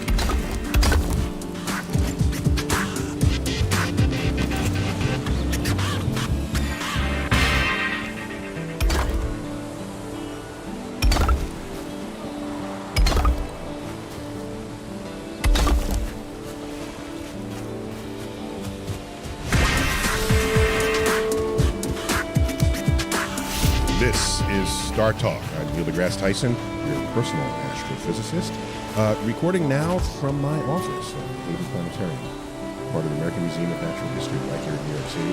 Chuck Nice. Yo, what's up, Neil? Chuck Nice Comic on Twitter. Thank you. And this is a Cosmic Queries edition. Yes, it Here's is. what we did. Okay. We didn't specifically solicit them. Right. These trickle in over time. So this is a Cosmic Queries Morbid edition. Oh, my. These are people asking just questions about the ends of things, Yes. the death of things. Yes. Then I worry. I worry sometimes when you read some of these questions. Yes. Yeah, we have definitely a very death-obsessed audience. We have a death-obsessed audience. We'll see what we can do with them. I don't even know how to bring in an expert on that. They're thinking other than about- an undertaker. Right. Right. Yeah. But okay. So let's try it Apparently, these are the questions that we get more than anything else. as a category. As a on category. the website. Short of soliciting a category, these trickle in as the biggest unsolicited category. All right, let's do All it. right. So, as usual, we go from all over the interwebs, and we always start with the Patreon patron. Thank you, Patreon. Thank you, Patreon. That's right. And this is one of the ways we say thank you, is by reading your questions and giving them priority. So let's start with Will J., who says, what one or two skills would you learn now to be useful and productive in a post-apocalyptic world? This is, of course, if you survive the meteor strike. So Apophis hits the world. First of all, if Apophis hits the world, would we still survive? Would human beings survive? Oh yeah. So Yeah. It would just disrupt civilization. would that be post-apocalyptic? Would it disrupt civilization Mad Max style? Regionally, yes. Yeah. Or a boy and his dog style. Okay. Now you go way back. Yeah. Back to the 70s. Okay. Right. Don Johnson. There you go. I didn't know that. He's the boy. Right. And the dog. So he's living on the surface of the earth, which is apocalyptic. Civilization moved underground. Right. All the men were sterile. The men on the surface were not, so they grabbed him and brought him down. Luckiest boy ever. No, they extracted the sperm. That's the theme. If you didn't know about A Boy and His Dog, that's Don Johnson. An early cinematic role. But you can look at movies and how they portray these lone survivors in the apocalyptic Earth. And they needed like three things. They needed sort of a street smarts. No, there's no street. Survival smarts. Survival smarts. Boy Scout level survival smarts. Probably Eagle Scout level. Right. And they all have some kind of weapon that can cause harm at a distance. So a bow and arrow or a gun. You don't want any up close and personal hand-to-hand. This is my issue with the lightsaber in Star Wars. Everyone's looking at it like it's some kind of major, amazing weapon when you have to stand 3 feet from the person to use it. Just think about that. The whole point of the advance of weaponry in the history of warfare is so you don't have to stand that close to anybody. Except that you can deflect laser shots. Laser bullets. Laser bullets, yeah. Wait. So what I'm saying is, if you have enough time to notice it's coming and then flick it out of the way, right, you could just duck. That is true. Okay? You can just duck. Why are you ruining I'm just Star Wars saying for me I'm right now? just saying. So I'm just not as impressed with the lightsaber as everybody else is. Okay. All right. It looks cool. Okay. So you'd want to be able to protect yourself from a distance, right? And you want access to food. And in A Boy and a Dog, the only food left over on the ground was canned food, which was not spoiled by the radiation or anything else that was involved in it becoming a apocalyptic Earth. So I would also say In that case, you need a can opener. Yes, you do. In fact, the dog was smarter. The dog is telepathic and a genius, and he's not. So the dog found the cans. This is basically Peabody and Sherman. Yeah, it is. I forgot about Peabody and Sherman. Do you remember? Gee, Mr. Peabody! Peabody? The dog, Sherman was his pet hero. Do you remember that? Yes, that's right. That's right. I love this Wayback Machine because I love the time travel that was in the cartoon. I'm that old to remember it that way. So you, in that arrangement between the dog and the boy, the dog found the food, but the dog couldn't open the cans, but the boy could. So they're opposable thumbs win again. They have mutual survival. They need each other. to Right. survive. Okay. So I guess always carry can opener in your back pocket. Apart from that, I think some kind of hand-to-hand combat would be useful. Right. Okay. If someone stalks you of a night and then grabs you. Right. Okay. You can't then reach for your action at a distance weapon. Okay. So you got to know some kind of martial art. Right. Not outright wrestling. Right. You got to have a weapon at a distance. Okay. You've got to have some kind of survival sense. Right. Which know how to find the food, how to prepare the food, how to make fire, that sort of thing. So I think these are the basics in the apocalyptic Earth. And until there's some organized rules, my fear is that we'll just resort to sort of free-for-all. Oh, God, yes. Yeah. Are you kidding me? Yeah. We resort to a free-for-all when the subway platform is too crowded. And you know who wins in the end? Who? And I think about this every time. It's the person who controls the hardware store. Makes sense. You walk into a hardware store, everything you need is there. Yeah, absolutely. Everything. Yeah. Yeah, including weaponry. Everything. Yeah, whatever you need, it's right there. It's right there for the apocalypse. So there you have it. So Home Depot employees, you will be our saviors when the post-apocalyptic world. Well, yeah. All right, cool. That's a cool. By the way, that's why it's good for you to have a talent that other people value that they can't just take from you. Like your knowledge of how to do things. I thought you were going to say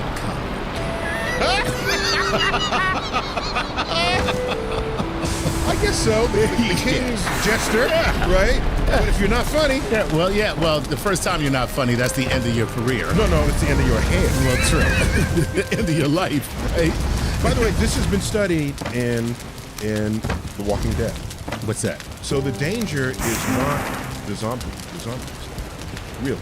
Okay. The danger is how people respond to each other. Right.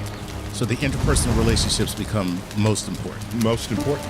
And who you value and why. Is someone overtaking your resources relative to other people? Right. Are some people power hungry? That exploration became most of what made The Walking Dead interesting. Not all the innovative ways they would kill The Walking Dead, because that gets redundant after like the 5th episode. There's only so many ways you can kill a zombie. Oh, it was kill a zombie, right? So that exploration, I think, was the most intriguing part of it. I'm going to give it to you. I didn't watch it that much, but what I did watch, that's what was most interesting. It's like a soap opera, believe it or not. Yeah, it is, exactly. It's like a soap opera with zombies. Soap opera. It's a zombie soap opera. A quick other point, Go ahead. and I think about this often. If you're going to create an arc of people who will then regenerate civilization on the other side, Okay. how are you going to pick who's on that arc? Right? So if I were you, I would try to find something, some talent, some trade that would be useful in the apocalypse. That will assure that you might be picked to come on the arc. Right. Right. I'm trying to think. Like, will there be a nightclub on the? Because if there's a nightclub on the ark, I'm in good shape. He's still thinking. Yeah, you're not thinking about farming or transportation or communication. You're thinking of the nightclub and the cocktail tables. Right? Exactly. Do we have liquor and do we have night? Because then I can, basically I can generate a 2-drink minimum and entertainment. All right, that's cool, man. All right, next question. All right, here we go. Salah Madi wants to know this. Wow. You want to share it with us? Okay, You just wanna sorry. say wow. I'm sorry. What if Wolverine, with his regeneration power, was thrown into a black hole? Would he still get spaghettified? Or would he just continually regenerate? Interesting. Ooh. That's a weird question. I like it. Here's the thing. The spaghettification, unless you're elastic, splits you into pieces. Okay. So if Wolverine breaks into 2 halves, and those 2 halves continue to separate, there is no regenerating an injury. Right, because that's not really an injury. He's still Wolverine. He's just Wolverine being, like, kind of streamed. Well, if I split you at the base of your spine, that's likely the first place you'll break, and then at the base of your neck, and then at your knees and your hips, then he's Wolverine in 8 parts. What does it mean to regenerate that? I don't even know. Yeah, you can't. Because there's a gap In between. Exactly. And the regeneration, from what I've seen in the movies and in the comic book, the regeneration requires that the gaps are filled that are part of your body, and it fills in from where you already had flesh. That's true. Right? Right. So I think Wolverine, that's it. And even the adamantium or whatever is the stuff is. That's adamantium. Adamantium. A black hole will overcome any physical substance. Correct. Okay. Correct. No matter what it is. So even if it's fictional and magical, right? It's still going to Right. It's still going to end up being just a Because- stream of what, single atoms. Correct. Now, do the atoms actually get spaghettified? Yes. Wow. This is my point.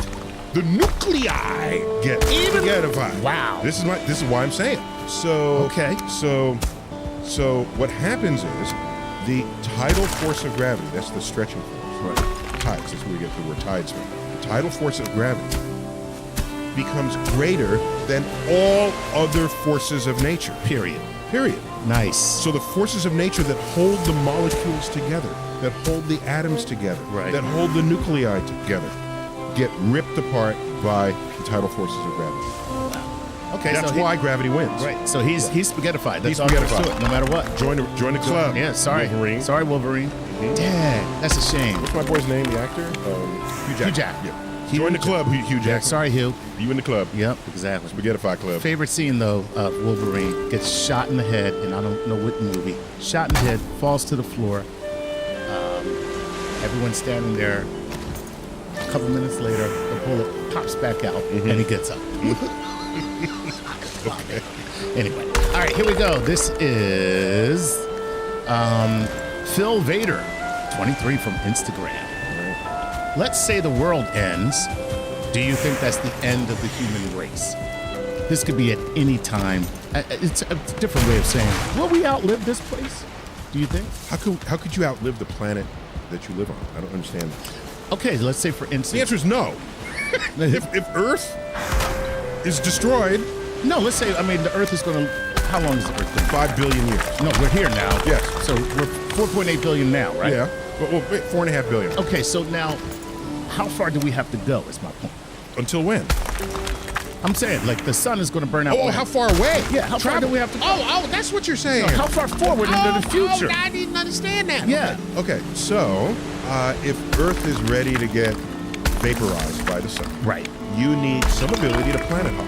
Right. Because the sun will grow in size. The temperature of Earth will get hotter and hotter and hotter. Time to move, folks. You pick up your luggage, you move to Mars. Okay. The next farther planet from the sun. Okay? But the sun will also start to make Mars hot, so then you want to move farther out again. Then the sun will eventually die and no longer be a source of energy to any of us. Then you want to be able to star hop. Okay. Find another solar system to move to. Sure. So how long would that? That all happened in 5 billion years. Okay, so we got another 5 billion years. You looked at worry. I am worried about it. Oh, shoot. I thought. Oh, thank God. As long as I don't have to put it on my calendar. That's what I'm... I have it on mine. October 12th. Right. 5 billion. And so let's just say we solved all of our problems. Okay? Our social cultural problems. How long do you think we can make it? If we're not going to kill ourselves? We're not going to kill ourselves. Which, by the way, I am sure that's what's going to happen. The average, last I checked this is not my field of expertise. Okay. I'm just relying on what I've read and what I do work in a natural history museum. So I have colleagues who do this stuff. Last I remembered, the average life expectancy of a mammal species is several million years. So, and we've been around for several 100,000. So we should have We got a long way to go. We got a long way to go.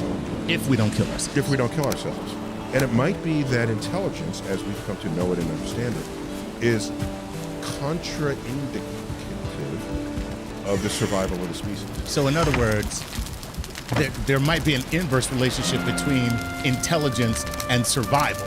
Correct. You might get so smart that it's impossible for you to survive because that's what causes you to kill yourself. Correct. Because you invent something that you think is cool and it's the end of the world. I think it was who's the guy who wrote Slaughterhouse-Five? I think it was Kurt Vonnegut. In one of his novels, he said, I'm paraphrasing, this is the last sentence ever spoken by humans. This will be the last sentence ever spoken by humans. There'll be one scientist speaking to the other saying, let's try it the other way. Oh, God, yeah. That's funny. Okay? That makes the last sense. sentence. Right. So once you have the power over nature, and the forces of nature are greater than you, or are ultimately greater than you, then you are wielding forces that can render you unstoppable. You know what? That makes sense that there's a lot of, speaking of post-apocalyptic tropes, one post-apocalyptic trope is that there's a huge self-destructive action taken by humankind, and then they decide in the aftermath to live at one with nature and to never go beyond that. Because that's hard though, because you're pumping water out of the water table to drink. Right. You are redirecting a river so it doesn't go through your home. That's interfering with nature. Almost everything we do interferes with nature. Farming is an interference of nature. Right. The mono, right? So if you want to live, eat, survive, if you want to live in harmony with nature, you just leave civilization, go in a cave. We'll give you a knife, and there you go. And then you're dead at 35. All right, if that's how you really want to do it. If that's how you want to feel that strongly about nature, do it. I don't feel that strongly about anything to live in a cave, to to be honest. So, next question. All right, here we go. The next one is JT Parrott. He just says this. I'm just going to read it as is. Does it end with a bang or a whimper? Oh. The universe will end in its continual expansion. Will end not in fire, but in ice. Damn, that's cold. See what I did there? All right, when we come back, more Cosmic Queries edition. The ends of things. Star Talk. We're back. Star Talk. Tyson here. Nice. That's right. Chuck Tyson. That's right. All right, what do you have? Okay, let's move on. Cosmic Queries. Some more Cosmic Queries. Our Morbid edition. Morbid edition, yes. Go. All right. So, what? This is a morbid question, and so DJ Mads. Wait, just to be clear. We left off the previous segment, somebody asking simply, will it end with a bang or a whimper? And I gave like a poeticized answer. Let me just put a little more flesh on that bone. Okay. So for a while in the 20th century, once we had Einstein's equation of gravity, the universe could be expanding or contracting within that equation. The equation didn't distinguish one from the other. Okay. Observations showed we're expanding, right? Now we can ask, will we expand forever, or will it one day slow down, stop, and contract? Okay. We make more observations, and we show, no, there's not enough gravity to halt that expansion. It will expand forever. Once we learned it would expand forever, then we ask, what is the long-term profile of the universe? Well, the temperature will get further and further diluted as space expands. Space-time expands. Right. Because all that energy used to be concentrated here, and now it's half, and then a third, and a tenth. So The it temperature eventually drops. dissipates. Yeah, it dissipates. Wait a minute. The intensity of energy dissipates. The temperature of the universe drops. Right. And it'll never come back. So, and all the stars will die and not get regenerated because everything will separate from each other, and so gas clouds will make their final stars, and that's it. So then the stars will ultimately burn out one by one as the sky goes dark. Thus, the universe ends. Not in fire, but in ice. It's kind of sad for the universe. I mean, I don't want to anthropomorphize the You just universe. did. I feel bad for the universe now. Maybe that's a good way to go. Yeah, I wouldn't mind going like that. There you go. Which brings us to our next question. Yes. What a great segue you just made. DJ Maz 2006 on Instagram says, Neil, how do you want to die? Oh, this is public knowledge. Oh, really? Oh, yeah. Okay. Yeah. I bet if you type, how does Neil Tyson want to die? Hold on. No. Nuh-uh. I'm gonna do You it. gonna test it? I gotta test it out You're gonna since you test said it it? because I Okay, got go my on. phone handy. Hold on. All right, here we go. I'm gonna talk to him on the phone. How does Neil deGrasse Tyson want to die? Okay, clearly you have done this because 1, 2, 3, 4, 5, 6, 7, 8 YouTube videos came up about you dying somehow. Here's you on the afterlife. Here's you on I Don't Fear Death. Here is you on near-death and near-death experience. Wow, you talk about death a lot, dude. It's not that I come out of the box doing this. It's that people come to me asking about it. Okay. All right, so how do I choose to die? I would delight in, if I were near my deathbed, Okay. temporarily near my deathbed, I would say, don't lay me down to die. Launch me into that black hole so I can be spaghettified. Oh, wow. And I will report back until I no longer can. Sweet. And I'll be the first human To be spaghettified. spaghettified. Nice. Yes, I would totally go that Somebody get some sauce for Neil. We need some sauce for this man. Spaghetti sauce. Okay, so You gotta now find sauce. that's kind of cool, actually. All right. If that's how you're gonna go, but do you think that would hurt? Seriously? Yeah. I mean, I'm being. Yeah, but it'll be. Yeah, and your point is. What do you mean you think? Do you think it'll hurt being stretched and ripped apart by dinosaurs? Well, I mean, my point is, would it happen so quickly that it wouldn't make a difference, or would it happen to the point where you would be thoroughly aware of every single part? I mean, until you couldn't. You feel like you're stretching and say, that's good. Nobody doesn't like a good stretch. Absolutely. And then it is unrelenting. It's okay, I'm done now. No, sorry. No, that's not how we play that. Okay. And then you stretch, and then you snap into 2 pieces. Now the thing is, all your vital organs are in the upper half of your body, so you'll likely stay awake even after you lose your lower half. And then, you know, if you sever at the neck, they did experiments at the French Revolution. You can still see, right? Yeah. And so they could blink, you know, for a few seconds. Yeah. So that's how I would do it. Okay. I want my death to have some value to science. All right. And that's how you do that. That is where we differ. I want to die in my sleep. Okay. Feeling nothing. You know? All right, well, that's cool, man. There you go. Spaghettification. All right. By the way, this concept of feeling nothing by dying in your sleep, I don't know if it was just my immaturity or my literalism because I was a geek kid. Okay. And everything was literal to me. I could not think figuratively about anything. And I would like rethink things like 6 of one, half a dozen of the other. You know that? And Yes. I thought, is it 6 of one half, a dozen of the other? Well, that would be 3 and 12. So it's just because why would anyone say 6 of one, half a dozen of the other? Why would anyone say that if those are the same thing? Right. Right. So what's the point? So maybe they meant something else. So I thought 6 of one half, well, that's 3 and a dozen of the other. So maybe they say there's 3 of these and 12 of those. 6 of one. So I had a very literal mind. And one of them was trying to understand people, learning when people died by taking sleeping pills. Mm-hmm. And I'm thinking, how could you die by taking sleeping pills? Don't you just go to sleep? Like, what? Like, I can imagine dying by taking poison. Right. Yes. I get that. Okay? You can die by gunshot wound, by knife, by falling off a cliff. But just by going to sleep? And then I had to learn that you can take too many pills. Right. And then your body just stops working. But en route to you having digested these pills, you simply fall asleep. So I have to deduce this from first principles. That's all I'm saying. Well, you just described my favorite way to die. Yeah. But without the pill part. I don't want that. Just want to go to sleep. I just and want to not go to wake sleep and not wake up. up. Okay. Many people in my family have died that way. Really? Yeah. Yeah. Well, here's the thing. I was just thinking about this morning. Okay?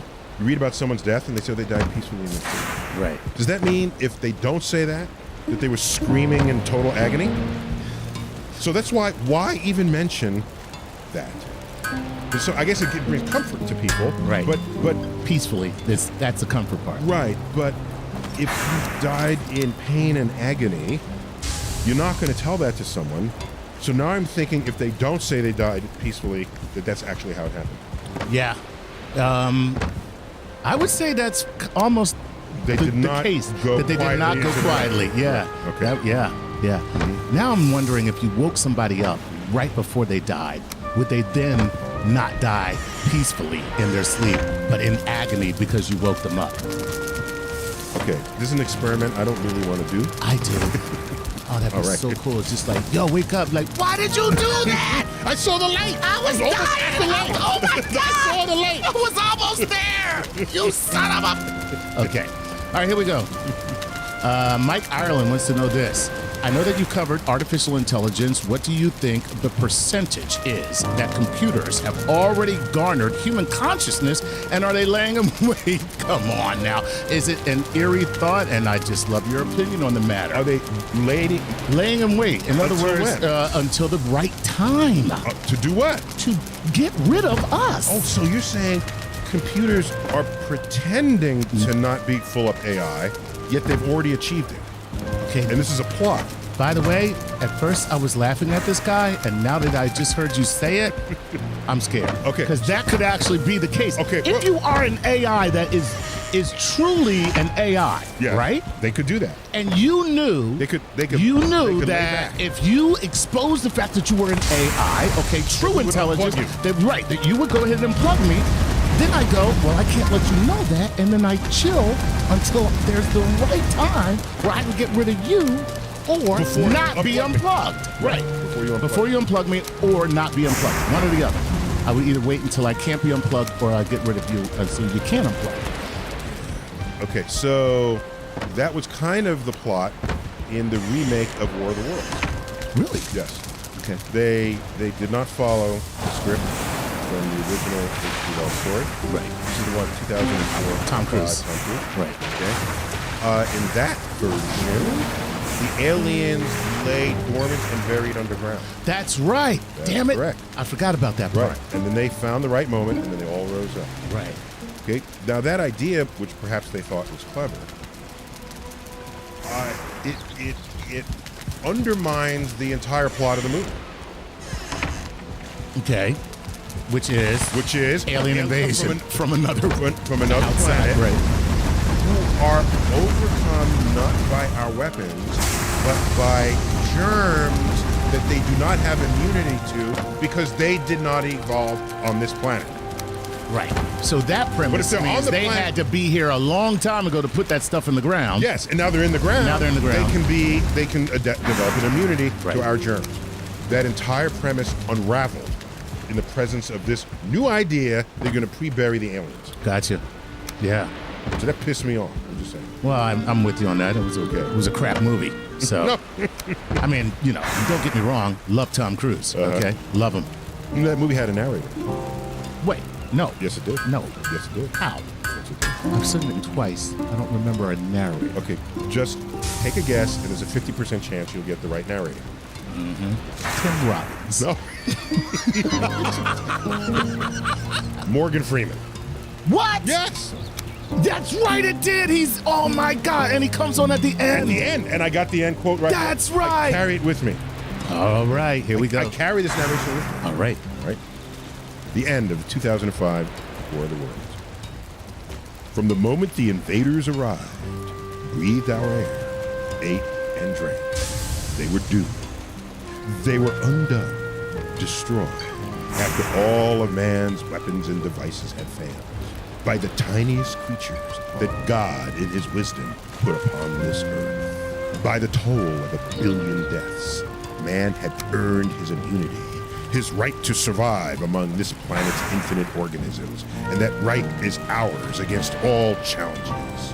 For neither do men live nor die in vain. Nice. Translation. Whose house? My house.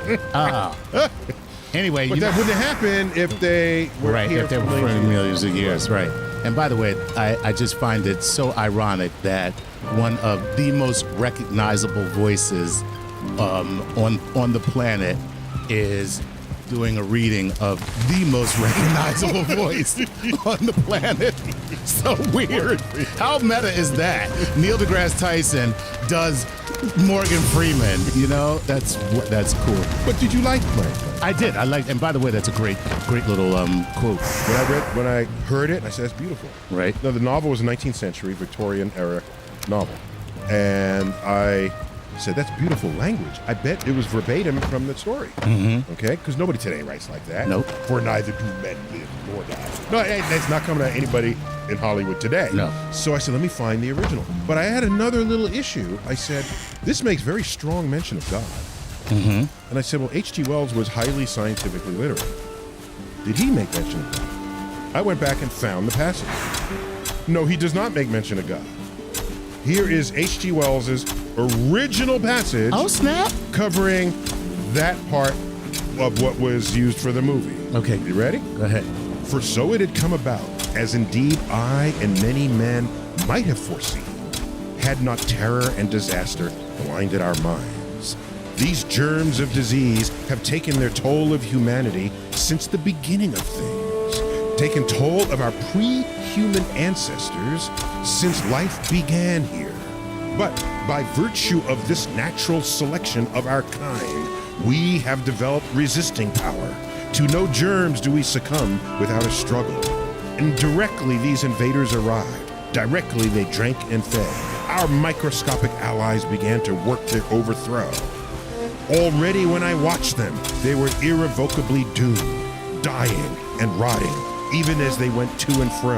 It was inevitable. By the toll of 1 billion deaths, man has bought his birthright of this earth, and it is his against all comers. It would still be his were the Martians 10 times as mighty as they are, for neither do men live nor die in vain. Woo! Hashtag Darwin rocks. He's got pre-human ancestor. He's got natural selection of things. Yep. No mention of God. These are two different things. I think Hollywood was afraid to get real on it. Oh, yeah. There you go. We got to call this segment quits. We'll be back with the third segment of Cosmic Queries, the Death Edition on Star Talk. Chuck, last segment, Star Talk. That's right. Cosmic Queries. Yes. The Death Edition. Death. All right. All right. All right, let's jump right back into it. Give it to me. This is Jay DeGator, I'm going to say. Last name, there you go. Wait. Jay DeGator, I'm going with. Yeah, I'll give it to you. Okay. Jay DeGator. Yes. It's probably Jay DeGator. It might be, but, you know. Yeah, it's Jay DeGator. Jay, I'm with you on this. Okay. All right. Good for you. Jay, why don't you change your last name to Jones? How about that? Then we won't have a problem. All right, he says this.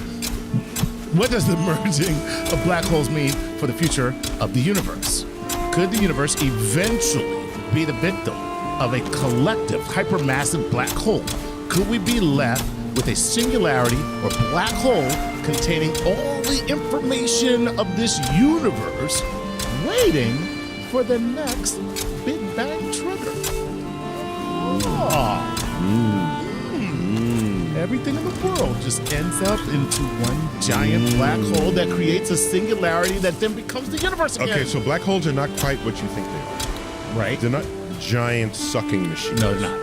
Okay, so if the sun became a black hole, Earth would still Go right If around you could it. shrink down the sun and make it a black hole, Earth would still go around in orbit, like it would be dark and cold. Right. But orbitally, it would make no difference to us. So now, So just because it's a black hole doesn't mean it's reaching out right. in places it didn't previously reach out to eat you. So are you saying that anything in orbit around a supermassive star that collapses under its own self and becomes a black hole? Right. If it's already in that orbit, Correct. then it will not cross the event horizon created by that black hole and Correct. just continue to be in that same orbit? Correct. Unless the black hole eats by some other means, then the black hole gets bigger. Ah. So if you fed the black hole top and bottom, Okay. now the black hole will grow, its gravity will increase, and it could increase to such a point where your speed in orbit is insufficient to maintain your orbit. Gotcha. And then your orbit decays and you fall in. That could happen. Okay. Yeah. Okay. But it's like I said, the objects had to have been headed towards the black hole to get eaten To that begin way in the with, first place. Right. So it's not some giant sucking machine. First of all. Second, modern evidence shows that if Right. not every galaxy, certainly most galaxies, red-blooded galaxies, have supermassive black holes in them. When galaxies collide, it is highly likely that these black holes will find each other, all right, because that's how the dynamics of colliding systems works, and then they will consume each other, passing through each other's event horizon. Gotcha. Okay, so then you have a black hole twice as big now. All right, fine, but then it's just still stuck in the middle of these two galaxies that have merged. Right. It's not reaching out to some other galaxy. Right. All right, so now we have an accelerating, expanding universe. So there's a galaxy over there, and I'm a galaxy over here, and expanding universe will forever take that black hole away from my black hole. Right. So So you're all moving away from each other. there's no reason to think that all the matter in the universe is going to land up as one black hole. Gotcha. Okay. Not only that, the universe is just going to expand forever, and forever is a long time. It is. It's not long enough for the Bible, though. The Bible, it's forever and ever. You ever notice that? Yeah, it is. Yeah. Forever and ever. And ever. Right. Right? Because forever, however big that infinity is, I want more infinity. 1 plus 1. Infinity plus 1. Oh, you're the annoying kid, right? I can count to a big number. I counted to 100 billion. 100 billion 1. There you go. That's how to get an ass whooping in the street. Amen. Do that. So, all right. So now, in the very distant future of the universe, the black holes that did eat whatever it was they were going to eat, Right. will ultimately evaporate in what's called Hawking radiation. Okay. So the black hole becomes undone, and all that matter that was in the black hole is now scattered back into the universe. So now, if you do the math and ask how much mass is there within the radius of the known universe, and see how that compares to a black hole mass, turns out the entire universe can be analogized to being a black hole unto itself. With horizon. Wow. So it is not completely crazy to think of the universe and all that's going on within it as containing a black hole that has all the external properties that any black hole we're looking at would have within us, within our universe. Okay. So then you ask, if we are a black hole, are we a black hole in some larger universe? That's what I was about to say. So who's to say that there's not more universes with the same black hole that we would be? Correct. This is what led to the idea that maybe black holes are portals to entire other space-time continuums. So in Men in Black, the galaxy on the belt of Orion, Right. you remember this? Yes. Okay. It's a little weird to have said it that way. If it were a black hole on the belt of Orion, then that would legitimately be an entire other universe. Right. But they just said galaxy. And you can get a nice picture of a galaxy. You go into that galaxy, then it's another galaxy. But that's not as scientifically realistic as there's a black hole on the belt. And then you go into the black hole. Gotcha. Yeah. Okay. All right. Well, wow. The answer to your question is no. Now pronounce his name again. Yeah, Jay DeGator, or as I call you, Jay Jones. Jay Jones. All right. Cool. And I said his name was probably Jay DeGator. You said that, yes. I'm bet. I'll bet you. Bet you $1. Jay, we read your question. Hit us up on Twitter. Let us know how bad I mangled your name. All right. Okay. This is Tori Himmelstein, or Himmelstein. I'm going to go with Himmelstein. So Tori says this, hey, physics undergrad here. Physics in the house. Physics in the house. Is there any chance that after I die, my atoms would spontaneously combine to form an alien billions of years in the future? Are you sure you're a physics undergrad? Tori? Really? The answer is yes, Tori. Don't listen to Chuck. The interesting thing about the universe that's not entirely obvious at first reckoning is that every electron we've ever found is identical to every other electron. Every atom of any species of atom, I say species loosely, obviously, any oxygen atom here is identical to any oxygen atom anywhere else in the universe. Right. So we are composed of elements drawn from the periodic table of elements. Correct. And the naturally occurring elements is 94. The low 90s naturally occurring elements. That is the recipe that makes everything there is in the universe. Everything natural in the universe. So, if you're made of these atoms, I put you in the earth and you decompose. These atoms are available to make something else. Right. And to decompose is different than to disintegrate. Right. You know the difference? No. To disintegrate is you break apart. Right. To decompose is some other animal is eating you. Ew, is that really what decomposition is? Yes! If I put Even if it's the ground or microbes or anything, it's still something else consuming. Correct. That's Gotcha, I why gotcha. if I buried you on the moon, you will not decompose. Because there's no microorganisms there There's to nothing eat your up there. body. That's right. You'll just stay there. And you'll dehydrate. Some atoms, some molecules will change, but not because they were decomposed. Now I know how I want to die. I want to die, well, what I want to be after I die. I want somebody to put me in a Barca Lounger type chair and put a drink in my hand and just sit near the moon. Oh, yes. Oh, with sunglasses. Right. Oh. Looking at the sun. Right. You'll be there 1,000 years from now. That would be awesome. You'll be a little dehydrated, but you'll still be there. Right. Okay. Wow. So basically, this. Wait. There's a movie that ended that way. What? No. And who's the main star in Men in Black? Not the other guy.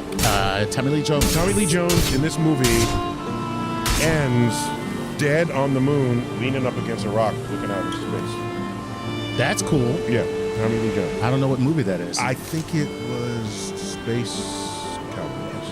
Okay. I think. Not bad. I think you can check on It's that. not a bad way to die. Somebody look that up. Yeah. But what you're saying though is from Tori's question.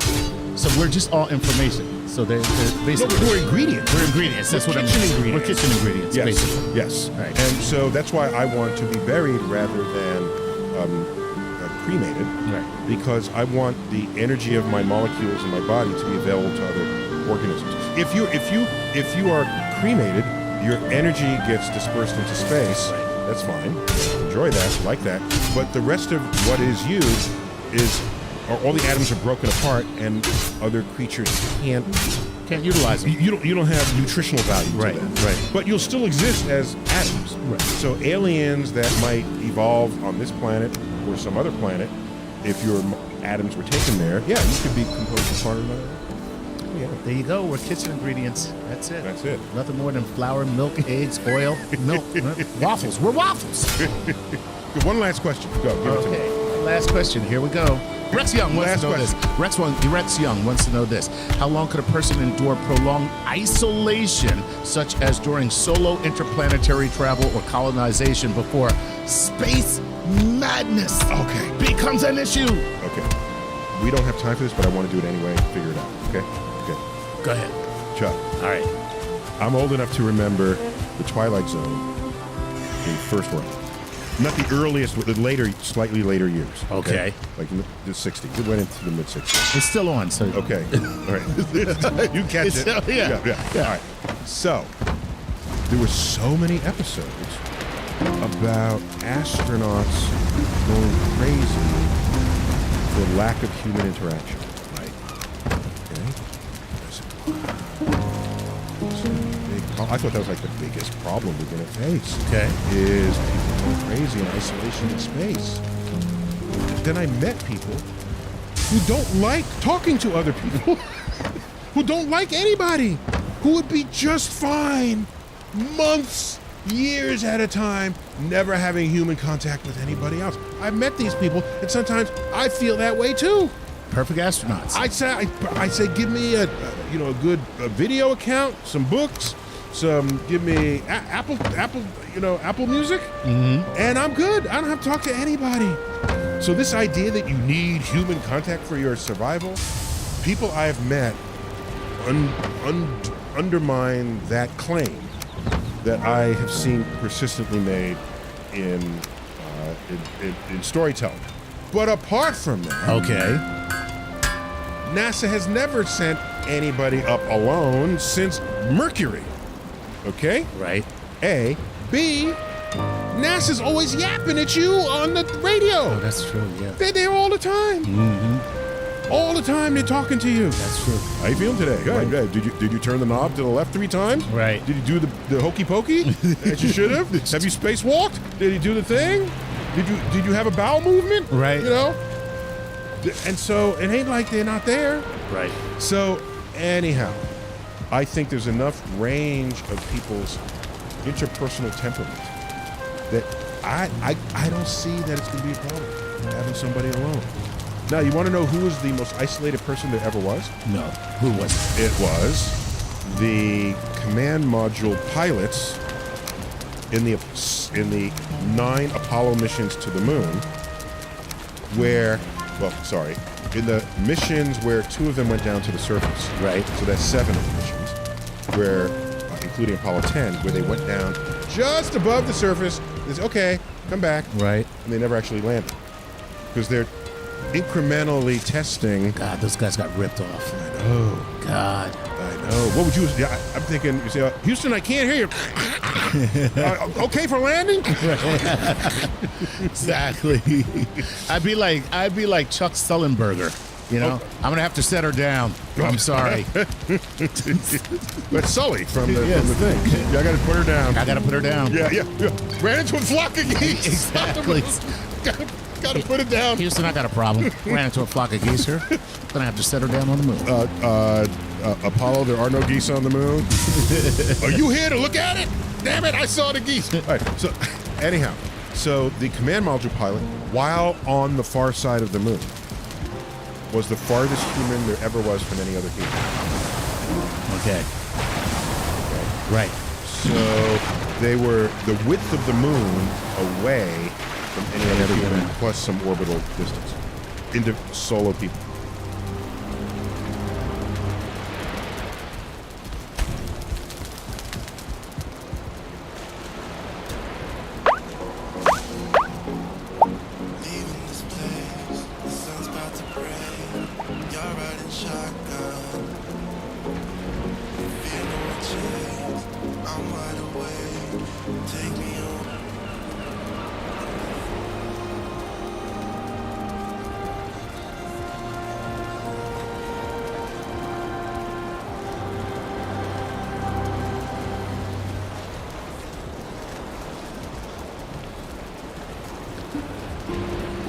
born and lost. I think a nice full cup. There's some really good stuff out here that are super early, but I have to be in Las Vegas by 12, so let's see what I can do. Oh, by the way, that was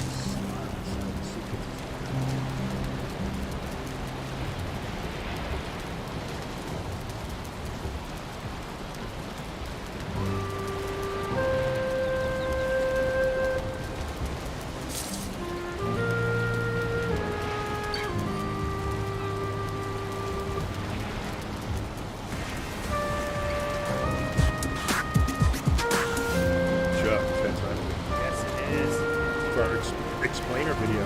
And so for today, we have a topic that outside I enjoy thinking about this. I don't know enough about it to be the explainer. So we're going to talk about volcanoes. And with the question, is Yellowstone? That's the question. And so we need a volcanologist. So okay. In the name Janine Prickner. Thank you for having me. Excellent. And you work for the Smithsonian Global Volcanism. And I'm glad people think about global life because they're all over the place. Okay, so Janine, what is Yellowstone is in the news anytime someone wants to think apocalyptically. So, and we've all been told and we've all heard it's a supervolcano. What is a supervolcano? Supervolcano is basically a name that was made up for a volcano that has at some point in the past produced the largest style of eruption. That does not mean it's going to do it again. It does not mean that every eruption is that big. In fact, most eruptions are much, much smaller. So it's kind of a term that basically is the monster under the bed of volcanoes in the current age. Okay, so when you say a big eruption, do you speak of volume or Yes. ash that comes out? So what's a typical volume for a supervolcano to be called a supervolcano? So for these super eruptions, or we have this volcano explosivity index, VEI. So it goes from 1, or there is smaller as well, but for this 1 to 8. 8 is this super eruption. Wait, why doesn't it go to 10? Where do you get 8? What's wrong with 8? Okay, I'm a 10 chauvinist. I'm sorry.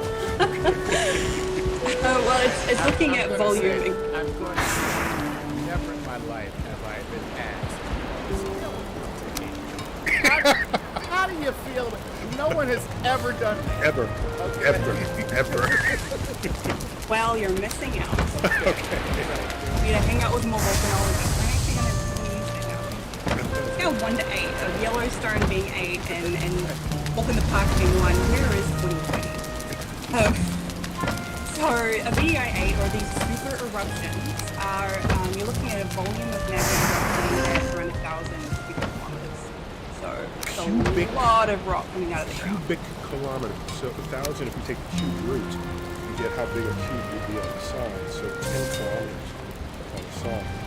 So for the American audience, you've heard of 10K runs, that's about 6 miles. So imagine a cube 6 miles across the entire, and that's how much lava came out. That's amazing. Yeah. So luckily for us, it's very, very hard to get that amount of magma out of the ground. In fact, to accumulate that much magma in one place, where it's an erupting state, is very, very difficult to make a long time. So we all know, based on every tabloid headline out there in Yellowstone, that there is this big magma volcano. But less than 15% of it is actually liquid. A lot of it is crystals and solid rock, so it's kind of locked up in the system. You need at least 30%-ish for that to erupt.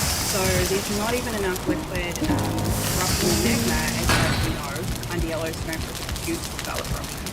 Wait, so does Yellowstone, is there a greater rim to that? I visited it a couple of years ago, and you just there, there's a hot spring here, and a singed tree there, and I'm not thinking I'm in the middle of a volcanic crater. But you're telling me it is a crater, it's just way bigger than I could see in that movie? So it's a caldera. So a crater is generally a hole in the ground formed during an eruption. So you have a lot of stuff coming out of the volcano. A caldera goes the other way. That's when you have so much magma erupting that the ground actually collapses in on itself. I didn't So, know that. yeah, and we've had a few recent ones. In fact, there was caldera collapse in 2018 aware. So they're not always explosive. They're not always these big catastrophic events. They can be slow. But with these VEI-8 eruptions, they are very catastrophic, very, very explosive. They can produce ash over 40 kilometers into the air, and it can cause a few years at least of global cooling as well. Wait, so if you go 40 kilometers up, now you're in like chest. You can easily wrap the earth. Get that hung up. So you have a local weather. It's like, oh. Yeah, I mean, a lot of the heavier stuff, this is solid rock that's coming out. This isn't like your ash that you get out of the fireplace, it's solid rock. So a lot of the heavier stuff is going to fall out within kilometers of the volcano. But you can still get very fine blasts. And we saw this with the April 2010 eruption, which the ash came out of Iceland moved to Europe and closed the airspace because it's not safe to fly through this stuff. So it would be devastating. Yeah, I do think, actually. That is my professional opinion. Don't fly through the volcanic plume. Don't fly through an eruption.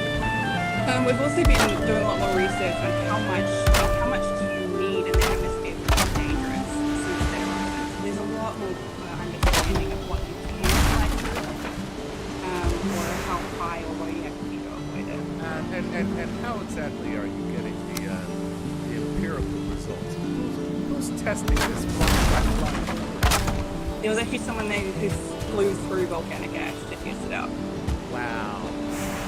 So But there, Chuck. you can get a jet engine and put it in the lab as well. That's probably a... Yeah, that would be the Chuck Nice way instead of the Super Dave Osborne way of actually flying through volcanic eruptions. All right, so not to put words in your mouth, but you're saying we are overreacting to storytelling of the risks of Yellowstone. If it happens, which at this point there is more evidence that it's going to anytime soon, and by anytime soon I'm saying hundreds of years at least, it would be horrible in every sense of that word. But it is very unlikely to happen. In fact, over the last 50 eruptions of Yellowstone, most of them have been much smaller, have been lava flows. So yes, almost everything you read in the news about Yellowstone is an exaggeration. So, Yes. clickbait. So, I think what you said was particularly damning of those suggestions when you said it's one thing to have a place where it could happen, but you have to gather the magma. It's got to all be liquid, and it's got to be able to punch through. And if you don't, it's a checklist. Yes. Right? If you don't satisfy this checklist, go home. You go study another volcano. Yep, yeah, that's why I don't study it. I'm studying volcanoes that are more likely to erupt at this stage. She just Yeah, did burn, something. Yellowstone burn, yeah. But if you look at... Right. I don't have time for the do nothing. I don't have time for that. I'm sorry. Okay. I have to spend my So time. she did not do this with her head while she said I need time to see what's happening. Stuff that's actually happening. Yeah, a little more active. Like much more recent than 70,000 years ago.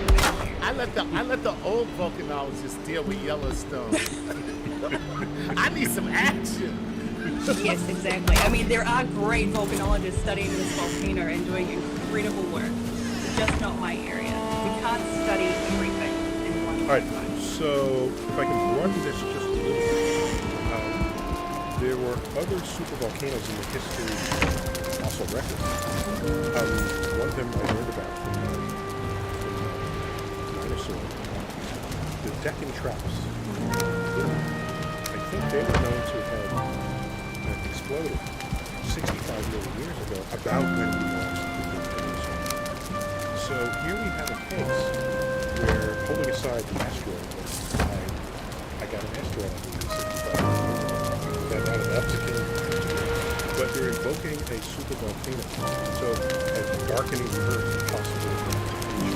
So you would believe that a modern supervolcano would be as devastating.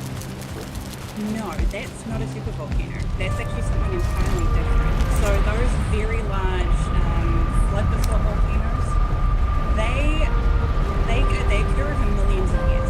First of all, they produce a lot of very runny lava, and they've generally got smaller over time, and we don't know that enough. Is that an official term, running?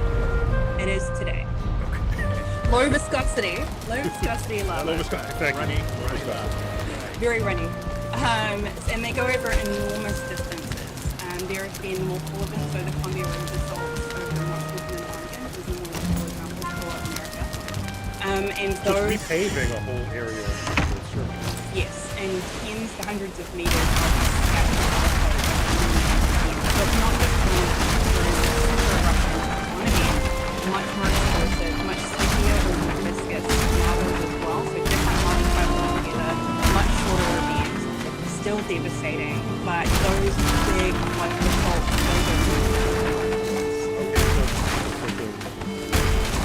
Yellowstone is ready to go. At one time, it's very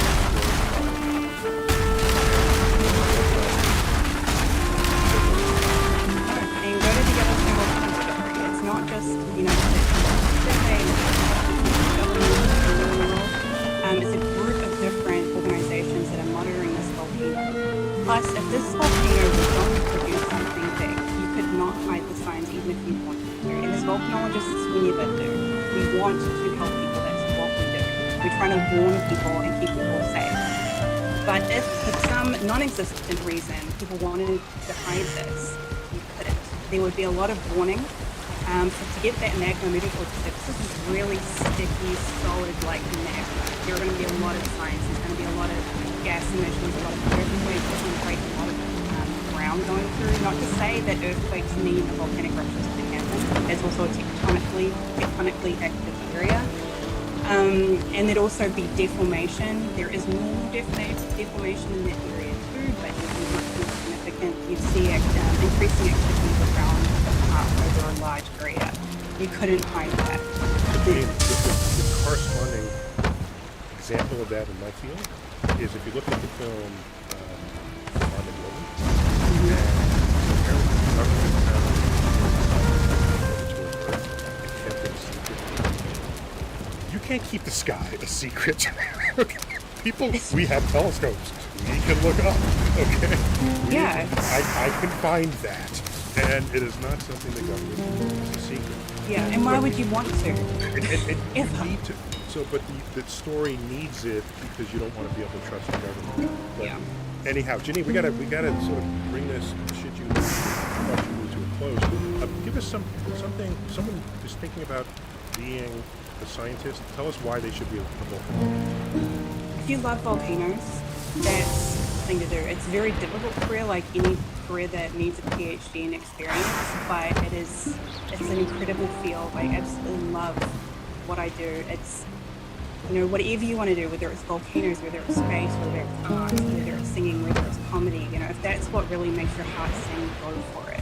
If it's hard, it's going to be hard anyway. You may as well be doing something you like. I'm going to disagree with the comedy. Don't do that, please. I'll let the expert talk about that. Don't ruin your life. Don't ruin your life. Don't ruin your life. You don't want to do it.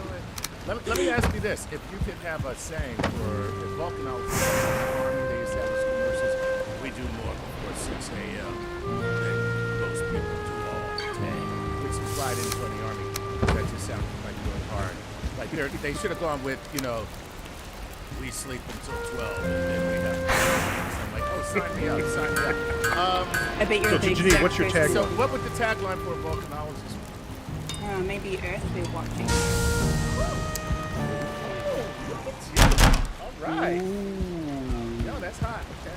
I like that. I like it. Very nice. Very nice. Well, Did you Janine, say hot because magma? Like, Of course I did. I want you to point it out. see what you did there. oh, by the way, there are volcanoes on some of the moons of Jupiter and Saturn. They're ice volcanoes. So having a volcano is not a matter of being hot. It's a matter of how much pressure is there. You can have pressure at any temperature. Looking like a true Neil deGrasse Tyson. I I love it. thought I'd put that in. All right, we got to end it there. Janine, great to have you. Thanks for sharing your expertise. Chuck, always good to have you. Congrats, thank you.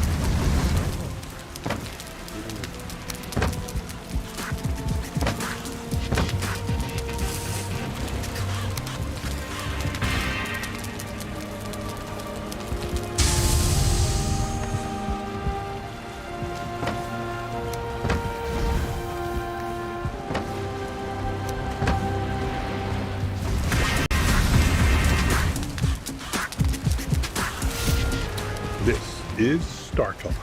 I'm your host, Neil deGrasse Tyson, your personal astrophysicist. This is a Cosmic Queries edition in the coronavirus as we continue to have our guests join us from wherever they are in the universe. But first, we got my co-host, Chuck Nice. How you doing, Chuck? What's happening? All right, tweet. Breakfast. Oh, okay. That's very nice. I just more than I cared to know about you this morning. That's fine. I know you don't care about my nutrition.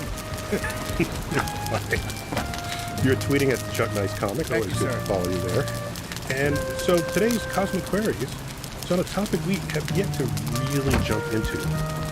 Ha ha ha. We're talking about volcanoes. Ah, I see what you did there. You see what I did there? Wasn't that clever of me? Okay, now none of us have any such expertise, so we combed Earth to find. And there are a few of them out there. I think they're called volcanologists, and we found one who works with the Smithsonian Institution in Washington D.C. And welcome, Janine Krippner. Thank you very much for having me here. First of all, please don't go jumping into volcanoes. Okay, I do not I recommend that. try not to. But Janine, how else will we appease the gods?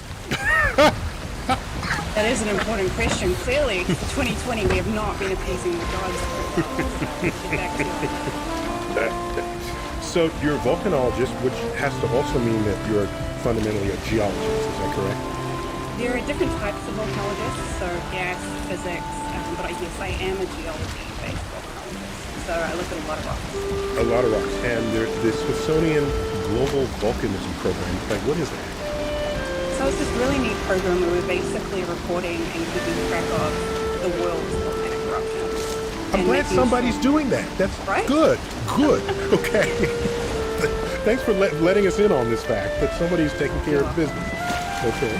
Yeah, no, there are volcano observatories around the world. They do the day-to-day monitoring and making sure, trying to make sure the communities are safe. But we collate all of that data so that we have this wealth of knowledge about volcanoes. So we can look back and study them and bring patterns to better understand volcanoes. So how many volcanoes are being actively monitored at this moment? Oh, actively monitored, I don't know. But do you guys know how many are actively erupting today?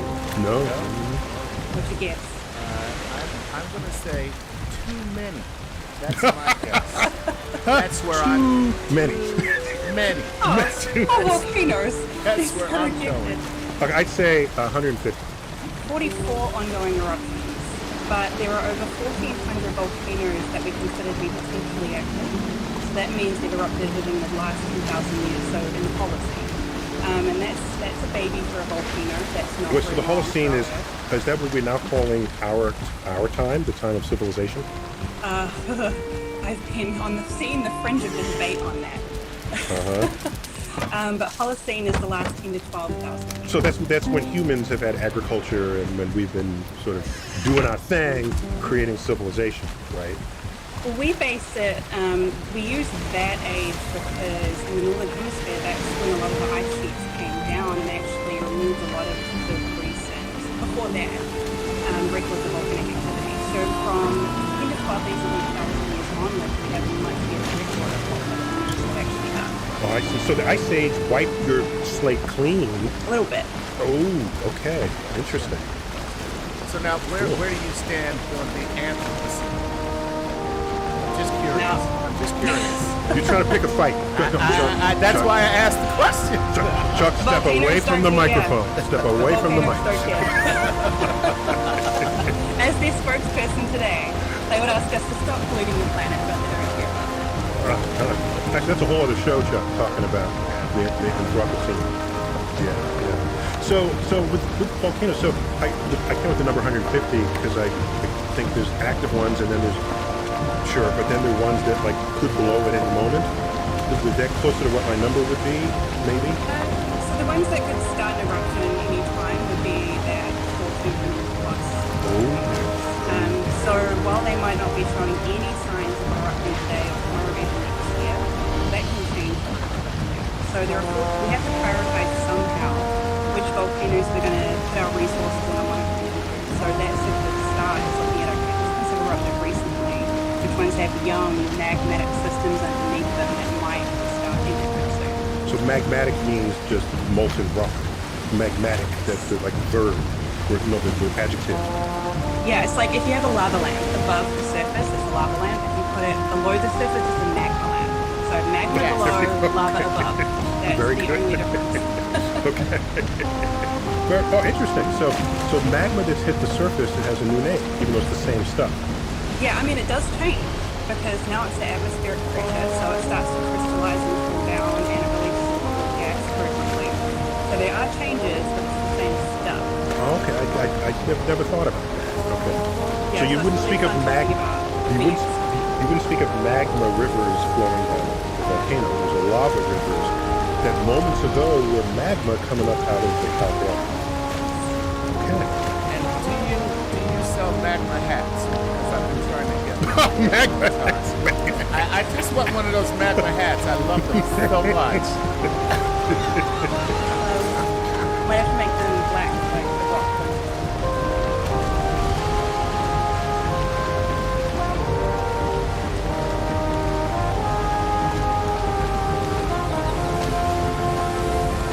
Internet connection error, the video game.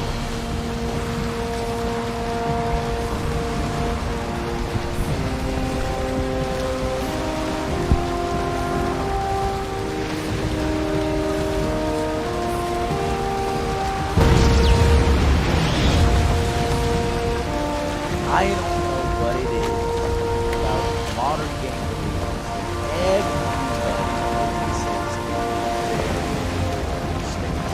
nobody is testing at all. Yet the latest in this long saga of disaster releases like Anthem, Fallout 76, like Cyberpunk, nobody learns from the last one. Nobody. This game is constant. Servers are constantly crashed. Server woes are ridiculous. Motherfucker! And is it Square Enix's fault not spinning up enough servers for them? Is it the Fly's fault? A bunch of bugs, communication, handshake errors? There are some handshake errors. I'm getting constant crashes. I'm getting constant server hits.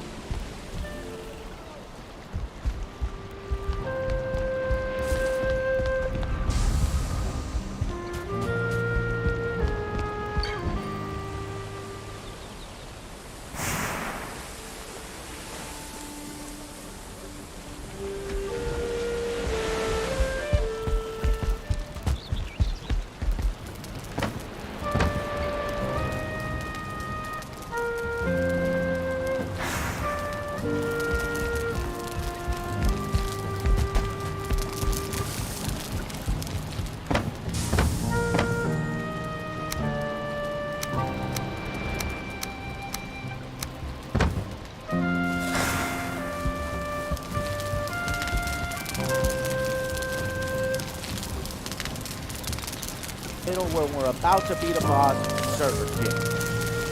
Choose this weakest one.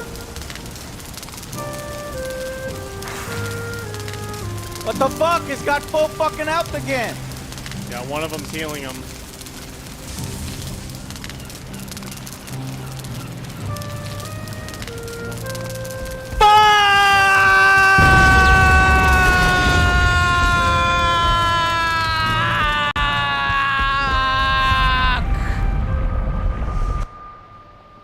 This really kills the experience.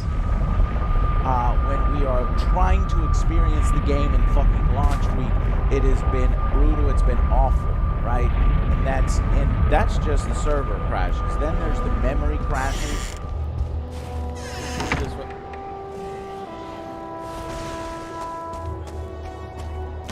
It wasn't me! Then there is the no HUD, where I have no fucking idea what's happening, and no information is conveyed to me. Oh my god. Is it just me? Am I the only one on PC, or is everyone on PC getting it? You just crashed again? 83rd crash? I don't even know how to edit together this review. The review is typically going to be my review crashing over and over, maybe. Guys. And then in between the crashing and the no HUD, does anybody get no HUD, or is it just me? I feel like I'm the only one that gets the no HUD. That's approaching the generator. The generator is losing power. That's approaching the generator. The generator is losing power. Godzilla is approaching the generator. The generator is losing power. And all of these bugs, and Joe is crashing way constantly more. I mean, that's Joe, but still, he's crashing way more. A friend of ours, a fourth player that we would play, Zero, he's counted them all. It's like 80 crashes. It's ridiculous. This is beyond acceptable at this point in gaming. No.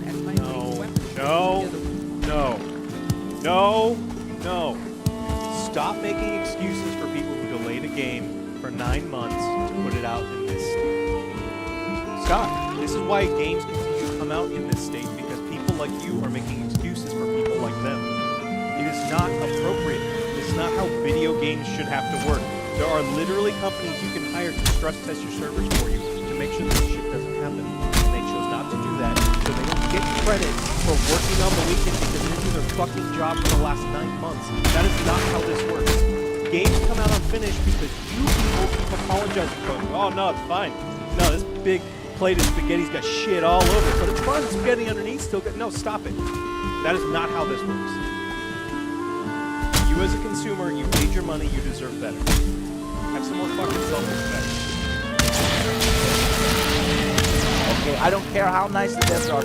Look, we visited this game a year ago. We personally met the devs. You guys are freaking badass. They love the Angry Joe show. A few of them are fans. Probably not after this video, but just amazing, great moments. But whatever the case is, I thought all this extra time, because it was delayed, I thought all this extra time would end up being put into the game, and we would get a more polished release. But no, I saw some of the same bugs that I saw when I was there, and I'm seeing even worse bugs now. Now, whether that's people comply or Square Enix, it doesn't matter to the consumer. The consumer, it has no responsibility in this, and we are advocates for the consumer. We are advocates for your game working correctly out of the door. Your game being thoroughly tested and being ready for consumption. And it's not ready for consumption. So those of you who are wondering what my opinion is on the Outriders, it is a disaster of a launch. It is extremely frustrating. And if you can get past all of the server disconnects, all of the crashes, all of the memories, and get to the actual meat of the gameplay, then you have to go through very awkward cutscenes, extremely fucking awkward dialogue where they're fucking say fuck every fucking word. It's fucking cringy as hell. Pointless cutscenes where, I mean, you fade to black, you jump across the bridge, and then you have another fade to black, and then you fade to black, and then you fade to black. And then you've got this extremely high bullet sponge gameplay, even worse than the Division the bullet sponge area. It makes a little more sense because it's sci-fi and not just some random dude on the side of the screen that you're shooting in New York. At least it makes a little more sense here, right? But I don't know if our world tier progress is going too fast or it is. It's definitely Crips. Playing Crips, the game is balanced completely different. You'll tear through content in duos. You'll be able to have good progression in solos, except for those snipers. But in Crips, it is a miserable experience. You don't handily fuck around with your world tier.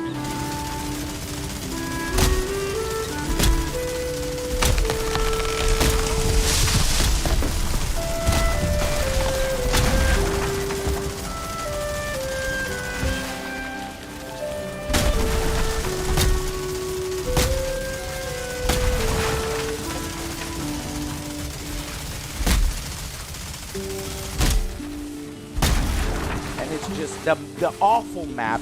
So I am basically going on a fucking angry rant with all of the problems that are in this game right now. It's not ready for release with all these extra years.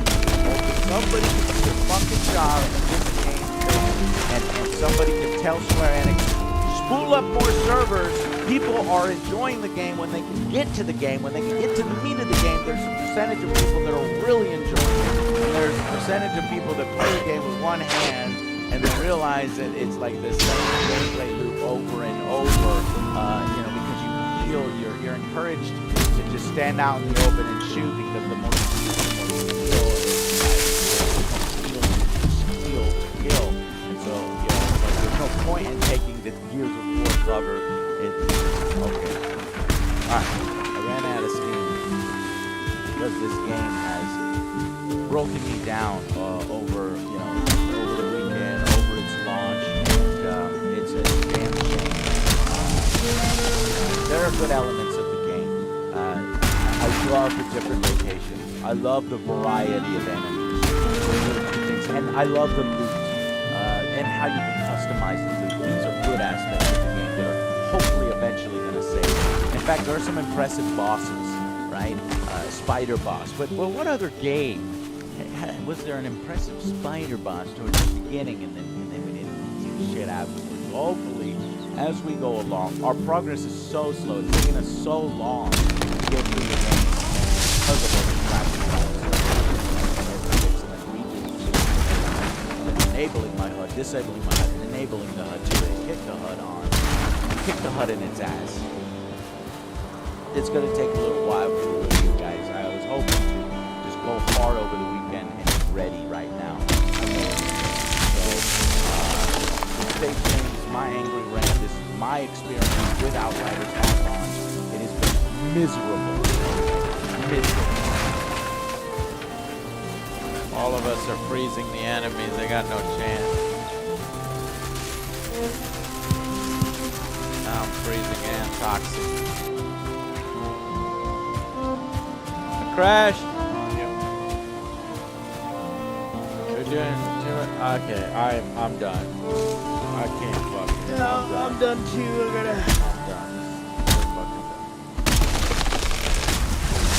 The lag is killing me.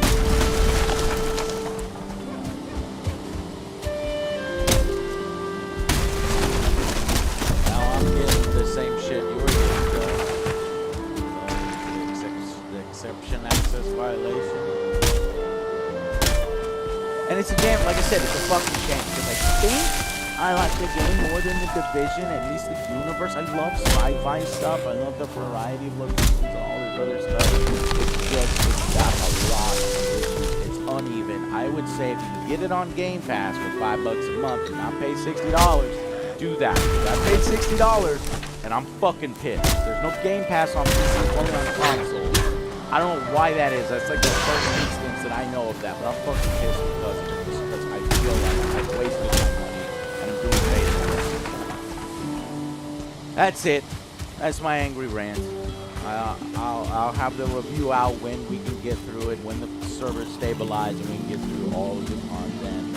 And yeah, it's awful. And I wish games would stop releasing this. All right. I'll see you guys.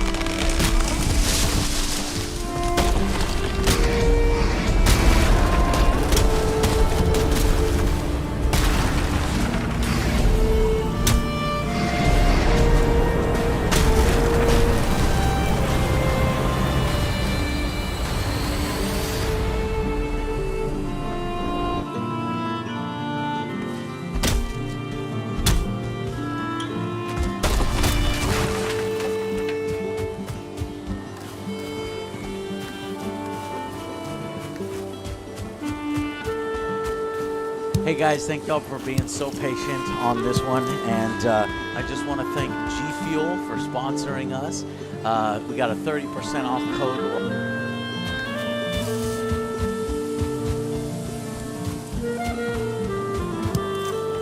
Welcome back to New Rockstars. I'm Eric Voss. Avengers Age of Ultron set up Infinity War and Endgame in unappreciated ways, hidden in extended blue and orange hued lab montages. Ultron really contains the MCU's most rewarding Easter eggs, some of which we found already in prior revisitations over the years, but also some new revelations, only visible with a true frame-by-frame Infinity Saga rewatch. Let's get to it. The film opens on the Mind Stone inside Loki's scepter, mirroring the opening Infinity Stone shot of the previous Avengers. That movie's enduring image was the tracking shot linking the Avengers mid-battle. Joss Whedon opens here with a similar shot, following the team's charge on the Hydra base, ending with a full lineup frame together, and then our hero's eloquent opening words. Shit! Language!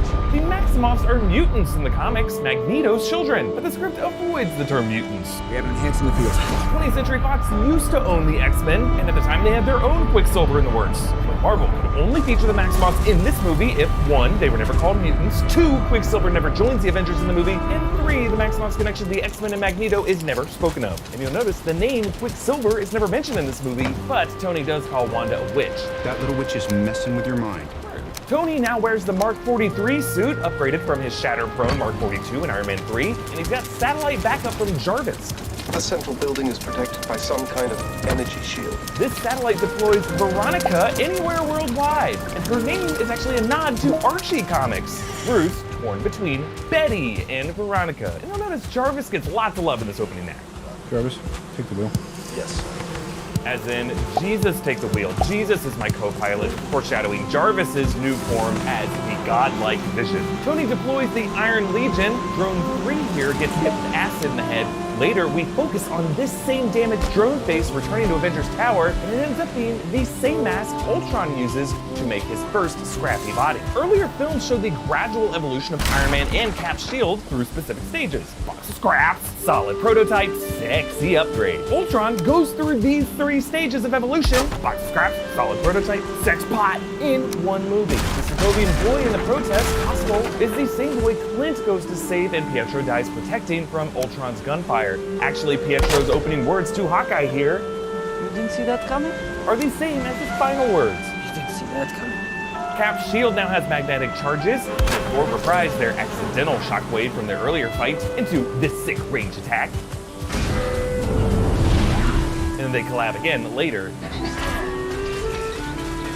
Nat's Hulk lullaby comes back hilariously in Ragnarok. It's getting real low. Sounds getting real low. Hulk's Rebirth 2 banner here, a process that we've never seen in the MCU before, but this film never outright shows him hulking out. Wanda puts Tony in a vision, recreating his wormhole trauma, and he sees his endgame nightmare. His friends defeated, Cap's broken, just like Thanos does in Endgame, and that woman near Hawkeye hasn't ever been ID'd, but she's presumed to be like a shield or a sword soldier. Tony uses his gauntlet to swipe the scepter, foreshadowing his future use of the gauntlet to snatch and wield Infinity Stone power to fix this mess. Grand Central is a new statue honoring the first responders during the Battle of New York, and we see the new Avengers Tower. Teasing Winter Soldier, here Maria Hill waits. Last saw her interviewing Stark Industries. Later, she leaves with Fury to call back to the way Natasha worked under Tony, but really was Fury's operative. Mind if I borrow Miss Hill? She's all yours.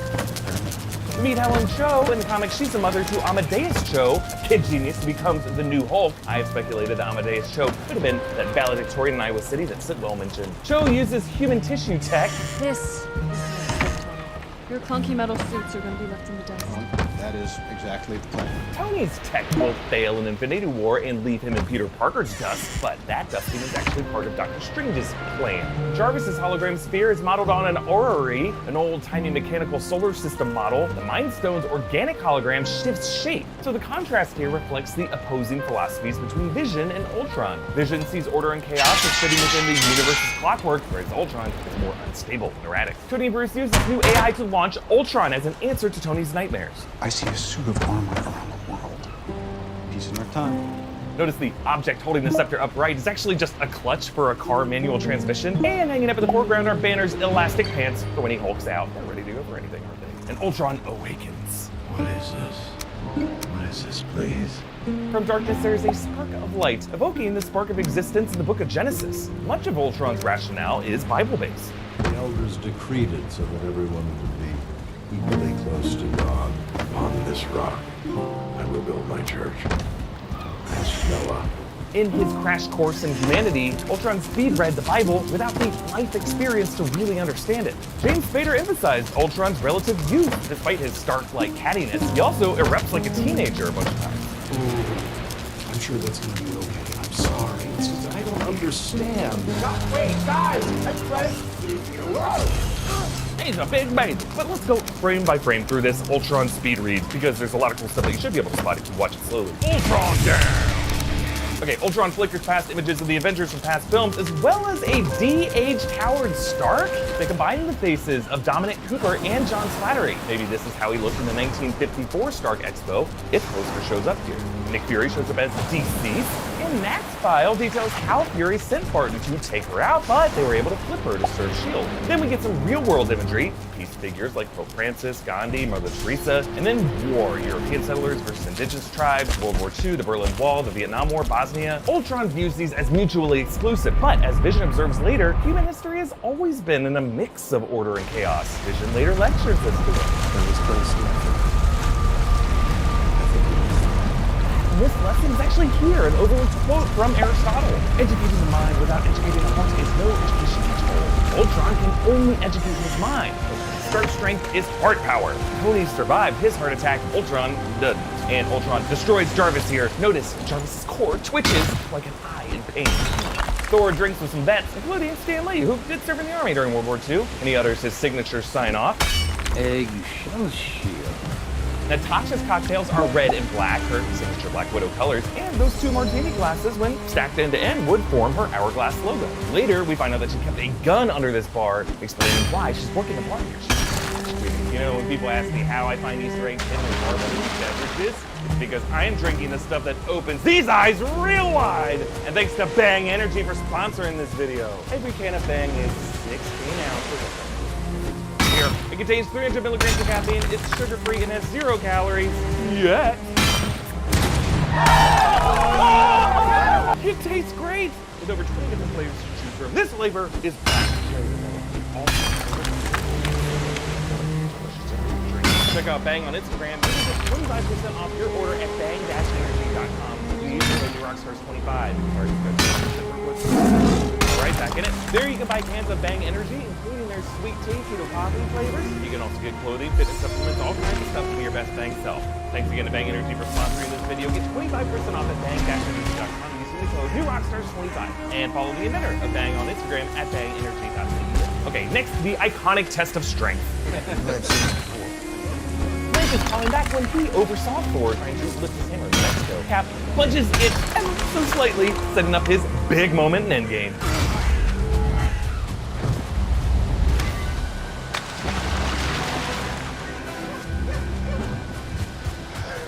I knew it. They later explain that Cap was always worthy, but he faked it here to spare Thor's pride, which, if you think about it, pre-Ragnarok was really the key to his strength. Ultron crashes apart. I'm sorry, I was asleep. I was a dream. And I was tangled in strings. This idea of robot dreams returns later. I can read this dream.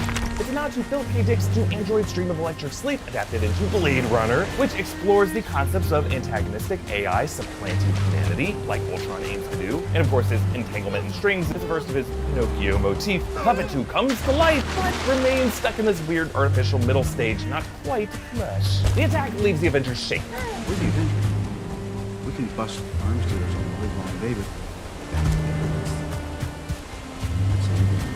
how are you guys planning on doing it? Together. And we'll do that together too. This moment inspired the Endgame title, along with the movie's themes of sacrifice and loss and recovery. Age of Ultron might seem incomplete, but that is because its world building doesn't really get cashed in on until later films. Age of Ultron is best seen as the first act of a 3-act story, setting up problems that won't get solved until later. Ultron meets the twins under this red cloak, a nod to Ultron's original Crimson Cowl identity in the comics, and he declares, Everyone creates the thing they create. Keep it. Ultron inherited Tony's aloof personality, so they make similar quips. These are smaller agents. You'd have to break anything. Clearly, you've never made an omelet. You beat me by 1 second. The Avengers research paper files, probably Cap, since as we saw in Avengers 1 and in Winter Soldier, Cap prefers hard copies to digital ones. And they find the arms dealer Ulysses Claw. A few years ago, some eagle-eyed Redditors spotted Claw's Belgian great-grandfather was killed by T'Chaka after trying to annex Wakanda in the 19th century. But looking again at this now, there are two big takeaways here. One, for T'Chaka to have been the active Black Panther over 100 years ago must mean Wakandans have a longer lifespan. And two, a Belgian warlord in Central Africa in the late 1800s. Folks, they're implying Claw's great-grandfather was based on or is associated with the Belgian King Leopold II, who committed atrocious war crimes in Central Africa during this period, which would have been not far from where the fictional Wakanda is located. Bruce has profound respect for this Wakandan history. Wakanda, Wakanda. His screen actually shows the first 2 paragraphs of the real-life Wikipedia entry on Wakanda. Its file name is labeled A113, the caliber is faster than the number of VFX artists nerdily seen in these movies. Ultron buys Claw's stolen vibranium and cuts off his arm. Black Panther actually does this in comics, and Claw's sonic arm cannon takes on a new form in the Black Panther film. And yeah, this all sort of Feige's weird face fluidification tradition where all the time.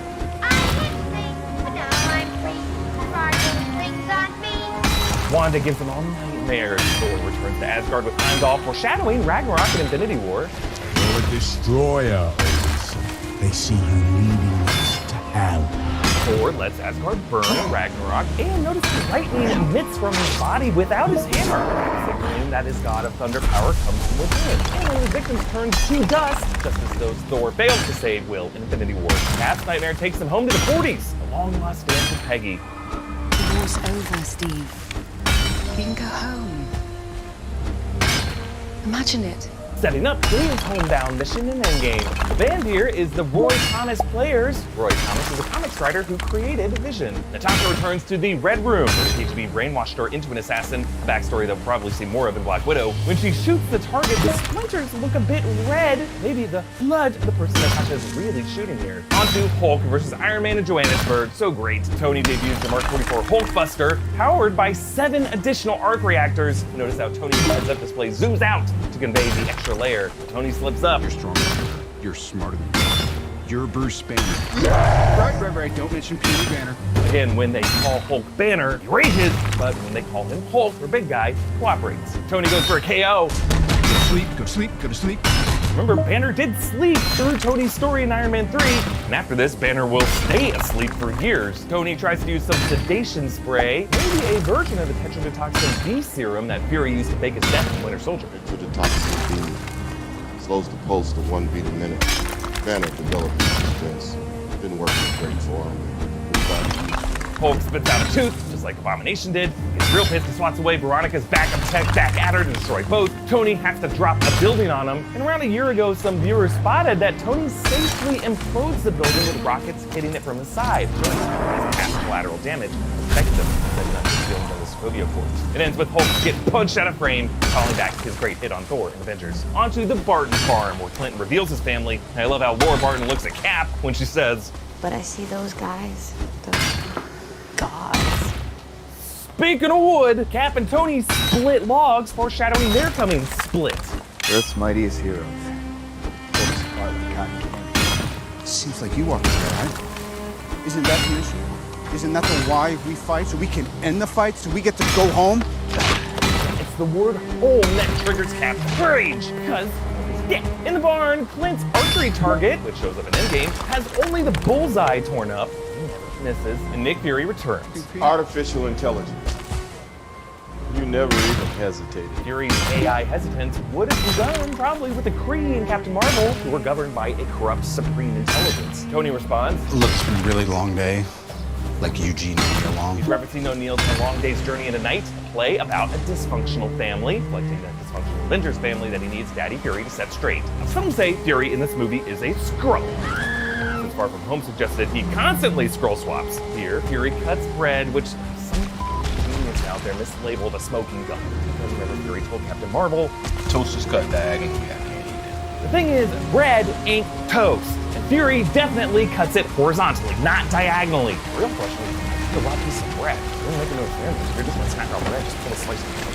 The actor is busy with the food over the cakes and start to feel a psychopath that's realized. Fury also said, Here we all are, back on Earth. now yes, the group's one extraterrestrial, Thor, ain't with them, but Fury is referring to Tony flying the Moose through the wormhole. So, to be official, here, not a scroll. Thor and Dr. Selvig head to the Water of Sight so that Thor can reflect back on his nightmare. Okay. Thor sees 4 of the Infinity Stones revealed so far, space, mind, reality, power, gathering in a golden-colored nebula that you probably know for now looks like an Infinity Gauntlet. Real quick, at the Nexus, the background intern is ready to take a photo of her with Tony. I love it. Stark and Banner debates. I'm in a loop.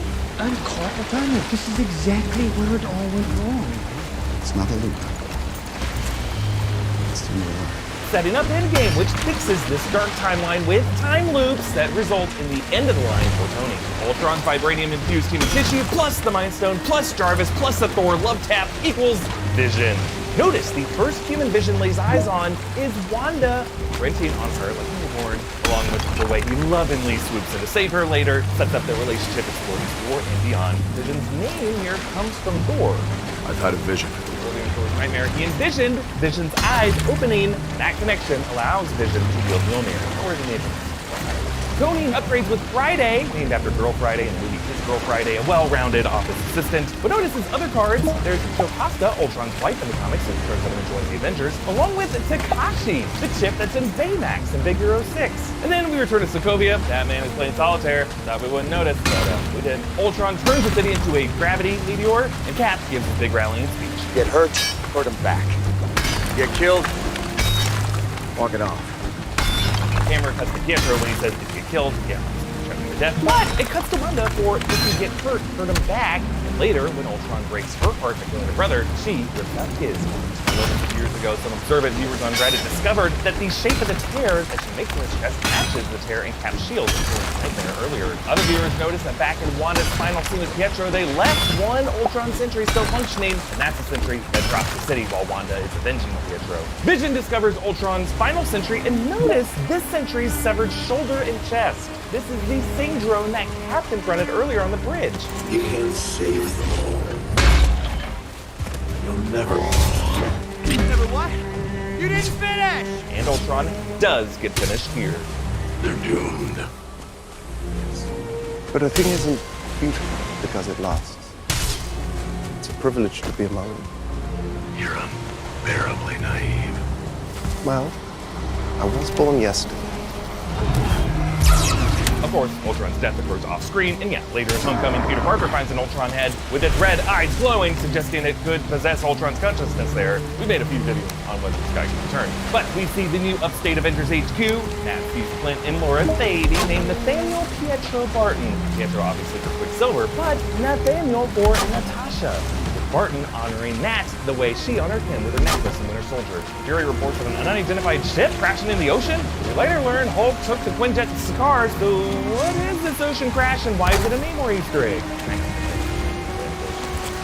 Specific, but it's all. Tony says bye to Cap. Maybe I should take a page out of Barton's book. Forever a farm. Simple life. Both setting up their endpoints for Endgame. Stark retires to a farm. Cap goes home to his simple life. And the final shot shows War Machine, Vision, Falcon, Wanda. And we just learned that there was a deleted alternate ending with a stand-in for Captain Marvel in this lineup, but Cap blue balls us. Avengers! Incomplete ending for an incomplete movie. Again, Act 1 of a 3-act story, which later peaks with Cap completing this iconic line in Endgame. Avengers!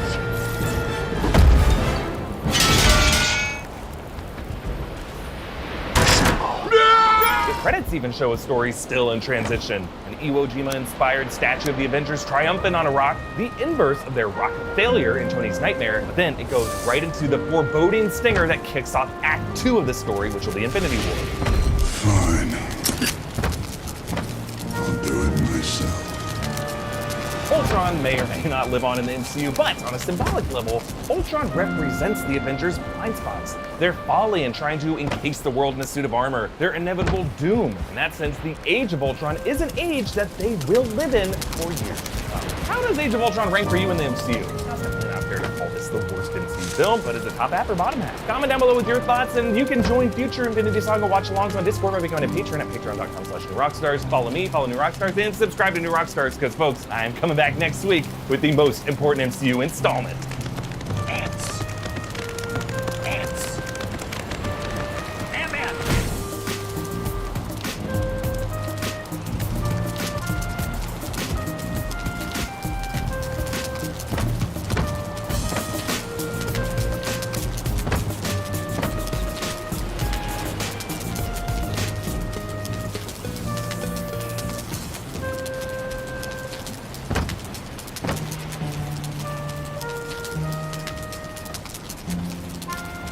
Welcome back to New Rockstars. I'm Eric Voss, and Captain America: The Winter Soldier gave Marvel its perfect formula of impassioned heroism, interconnected fan service, and jaw-dropping disguises. While it's not hard to find greatness in this film, let us dive back in for its many secrets and Easter eggs, because trusting at first glance is never enough. Last time I trusted someone, I lost an eye. I know, Nick, we're home. The film opens with Steve Rogers meeting Sam Wilson, future Falcon.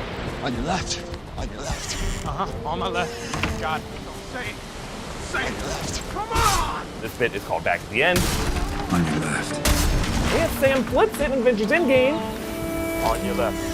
And at the end of that film, Sam approaches Cap on his left. Most of these guys are veterans trying to make sense of their lives back home. And again, this film asks what it means to be a good soldier. This movie's title, The Winter Soldier, describes, of course, Bucky Barnes, Hydra's assassin. But its deeper history is a quote from an 18th century philosopher, Thomas Paine, inspiration to America's founding fathers. These are the times that try men's souls. The summer soldier and the sunshine patriot will, in this crisis, shrink from the service of their country. But he that stands by it now deserves the love and thanks of man.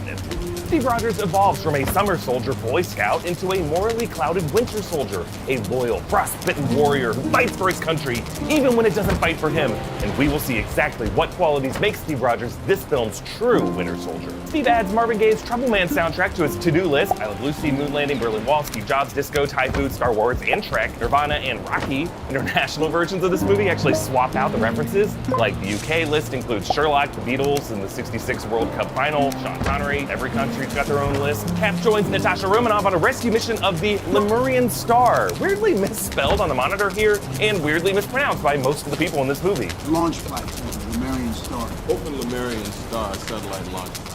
So was algorithms on the Lemurian Star.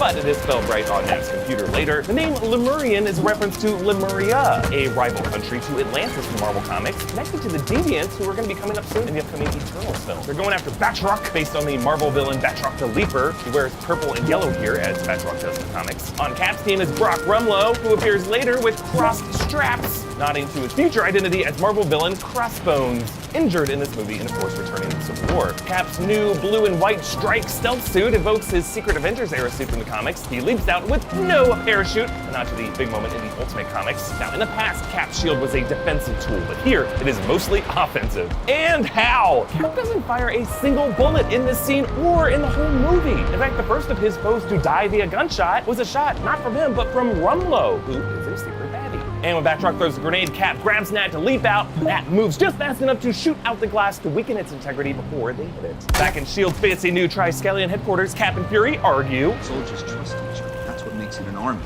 Not a bunch of guys running around shooting guns. Last time I trusted someone, I lost an eye. There it is! Of course, Captain Marvel later reveals that it was Goose the Flurkin that scratched out Fury's eye. When he lifts the patch later, it does look like a kitty cat scratch. But in this exchange, Cap also gives us our first answer to this good soldier question. Trust is what separates an army from tough guys with guns. And on the coolest elevator in the world, Fury talks about his grandfather, an elevator operator, apparently based on Jackson's actual grandfather. You ever get money? Usually some punk will say, "What's in the bag?" You show him. Bunch of couple ones and a loaded 22. And as Fury's story gets darker and darker, the elevator drops lower and lower, and the moment he brings up the hidden gun, they arrive at Fury's hidden weaponry. And he reveals Project Insight. Continuous suborbital flight courtesy of our new repulsor engine. Sergeant? He had a few suggestions once he got an up-close look at our old turbine. That up-close look refers to Tony getting knocked around in the turbine rotors back in the Avengers. No rotors! And Cap doesn't trust it. By holding a gun to everyone on Earth, calling it protection. Only only Captain America, as a man displaced in time 70 years, can see how S.H.I.E.L.D. has evolved exactly into what the Hydra he fought aimed to be. From our point of view, the world evolved slowly to hail Hydra, but for Cap, it was an overnight moral about-face. Cap's got an exhibit at the Smithsonian narrated by actor Gary Sinise. Captain America and his Howling Commandos quickly earned their stripes. Good thing they didn't use Sinise's audio as Lieutenant Dan. They gave you.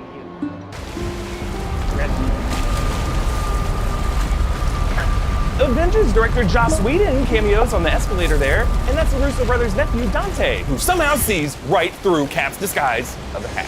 Actually, Chris Evans did say this makes sense, since kids would be able to see his face from a lower vantage point. And then when he meets with Peggy, everything she says reframes Steve's motivation in Endgame. I have lived a life. My only regret is that you didn't get to live yours.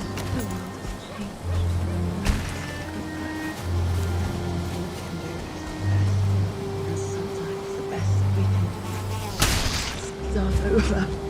Go back and start over? Live my life? I'll keep that in mind for when Tony and Ant-Man invent time travel. Even Peggy's dementia is probably what her younger self said when Steve walked back through her door. You're alive. You came back. It's been so long. Yes, a long time. Ad support group The Woman is the Russo's sister, Angela, and Sam tells Steve about having to watch his wingman, Riley, die. I was up there just to watch. Just like how Steve was up on the train just to watch Bucky fall. Fury is targeted for assassination. Nick Fury's car actually flies in the comics, as does Agent Coulson's car, modeled from Howard Stark's hovering car. This amazing shootout was shot in downtown Cleveland, the same place they shot the Avengers. In fact, the bank where Hydra keeps Bucky is the same building Cap jumps out of in the Battle of New York. Cleveland Metro Bus 6388 shows up a few times in this movie. And when the Winter Soldier appears, notice his music. The composer Henry Jackman uses this horrific, scratchy wail throughout the film.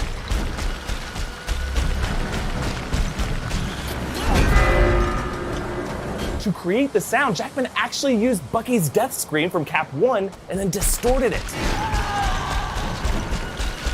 So that way, all of Bucky's rage in this movie is really just distorted echoes from the moment he was ripped from Steve. Steve meets the nurse next door. Little clue here for the reveal in Civil War that Sharon is actually Sharon Carter and her insomniac aunt is Peggy Carter. Fury signals Steve by leaving the music on in his apartment.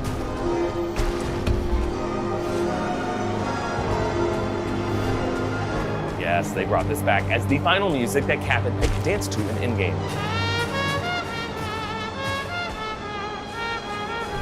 It's been a long time was popular after World War II among soldiers returning from war. On Steve's shelf are several books on war and politics, but notice All the President's Men. That's Woodward and Bernstein's story of their Watergate investigation. And later, right before the elevator, Steve is framed with the Watergate Hotel in the background. In All the President's Men, Robert Redford played Woodward. Kevin Feige called this movie a 1970s political thriller masquerading as a big superhero movie. Redford now plays the corrupt Secretary Pierce, and Captain America is now the noble sleuth asking the right questions to eventually bring him down, just like he brought down Nixon. But here Fury tells Cap, What?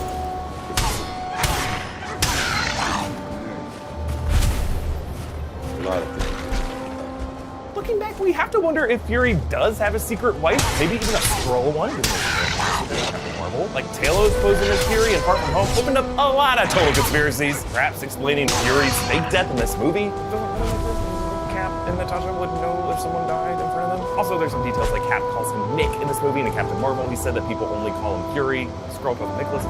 Skrull. Also, there's that whole sliced bread detail that I'll talk about when we get to Age of Ultron. Really, the point is, Fury is a shifty dude who could be using Skrull decoys at any point that we see him. That ambiguity is part of what makes him so great. Fury gets shot. Sharon calls it in. Notice the S.H.I.E.L.D. dispatcher knows Fury was shot without Fury saying it. Typically, that S.H.I.E.L.D. Hydra was in on this. The surgeon who operates on Fury is a cameo by co-director Joe Russo. He cameos in all their movies. But Cap and Natasha were the only intended audience being fooled by Fury's fake death. Behind them in the shadows, you can see Sitwell and Rumlow watching too. Nat doesn't trust Cap.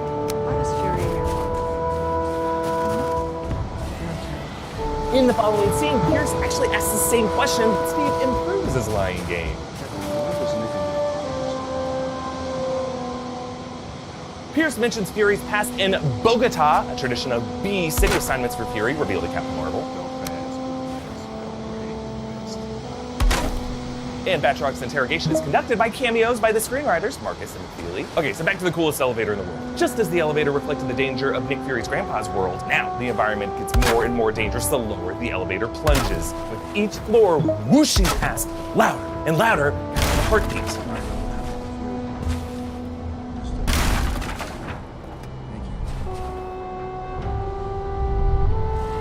The Cap picks up on all the clues, the hand on the gun, the odd suitcase handle that's actually a magnetic cuff, the bead of sweat, some of these guys being straight up murderers. But notice that Cap legit tries to avoid violence. Before we get started, does anyone want to get out? Another facet of what makes a good soldier. That is why when Cap finds himself back in this same scenario in Avengers Endgame, it's not the fight that he restages, but the peaceful alternative. Hail Hydra.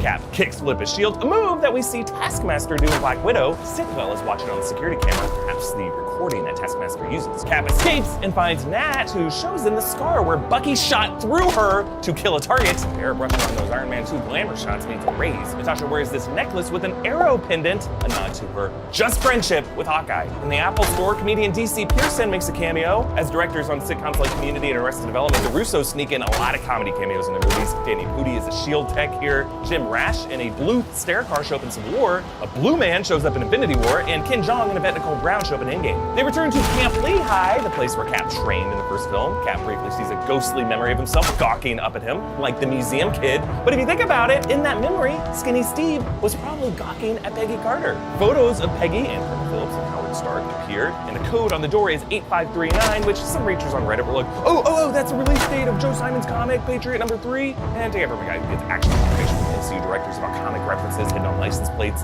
They really only go to this trouble when it's relevant to the story, like real eggs and crayon.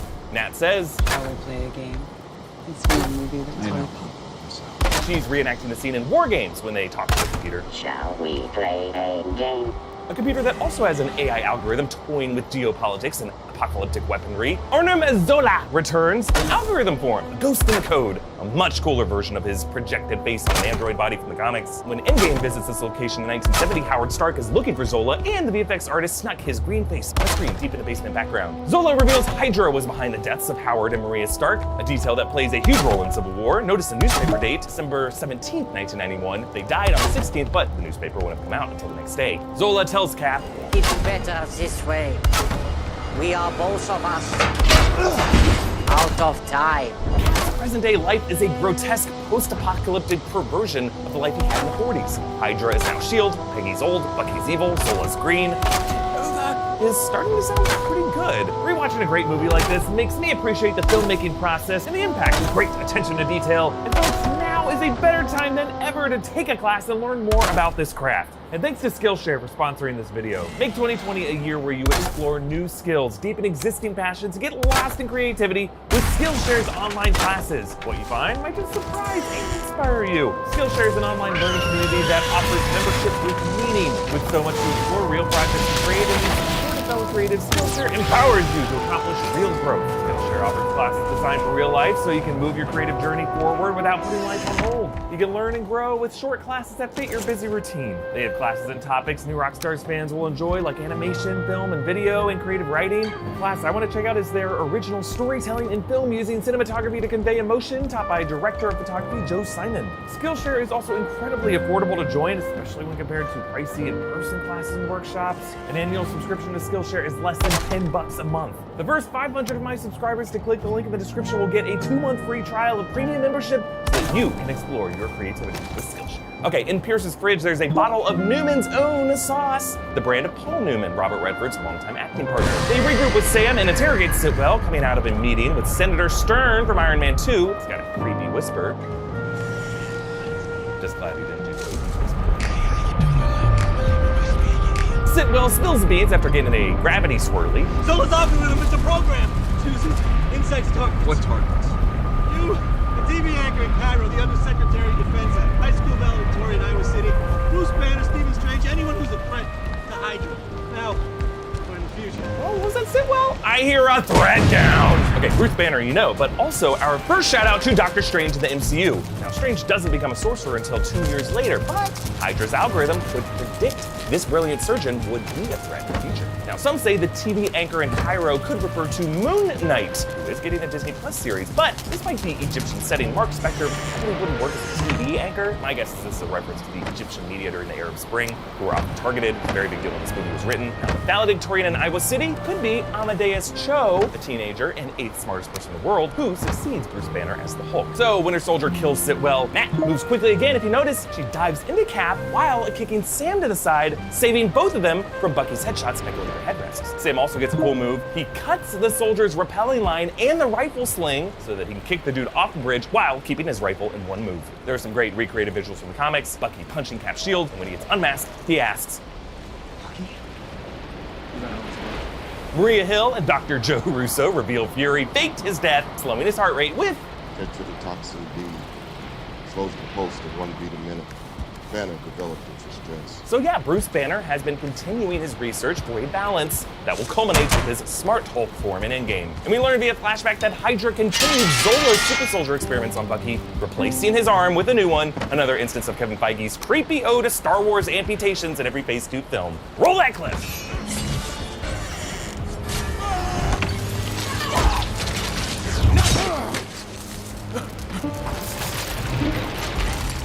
One of the Hydra scientists is a cameo by Ed Brubaker, writer of the Winter Soldier comics. Steve gets back his World War II era suit from the museum, getting Stan Lee fired. An earlier scene was actually cut showing Steve ditching his strike suit at a basketball gym to lure off Hydra chasing its locator chip. That's a close-up of his new kicks at the hospital. Nat infiltrates Pierce's group in disguise. Notice she does not sip the champagne when the others do, and when she removes the mesh mask, the material is also on her hands and her arms, so that she wouldn't have young hands with her old face. Sharon Carter and Agent Klein refuse to launch Insight, another instance of this good soldier debate. Sam even asks this question explicitly in the next scene. How do we know the good guys from the bad guys? If they're shooting at you, they're bad. Yes, when you do not know who to trust, the ones shooting at you are not your soldiers. Rumlow forces Insight's launch, and Zola's algorithm targets hundreds of thousands of names. Some interesting ones pop up here, so let's do Threat Down Part 2. Okay, there's Maria Hill, and then a bunch of generic names in the DC area. Some NFL fans on Reddit have speculated that they use variations of names of football players, but we see President Matthew Ellis from Iron Man 3 and the museum closed earlier. And the target, he's in the Capitol building. A bit interesting since typically the President of the United States isn't in the Capitol building unless they're formally invited by Congress. Separation of powers thing. There. Jeremy Irons is also on the list. Maybe the famous actor, maybe just another Jeremy Irons. In HBO's Watchmen, Jeremy Irons' character helps get President Robert Redford elected. And now he's on Redford's character's kill list. There's so much to there's. And Anthony Stark is on the list. Face is also visible there. He is in Avengers Tower in New York, with this being the first glimpse of the new redesigned tower that we see in Age of Ultron. And the officer says, Fire when ready. A nod, of course, to Tarkin in Star Wars, who gives the same casually genocidal command on the Death Star. You may fire when ready. What? Cap puts Bucky in a headlock the same way his younger self will pin him in Endgame, which is why Cap remembers Bucky in that moment. Bucky is alive.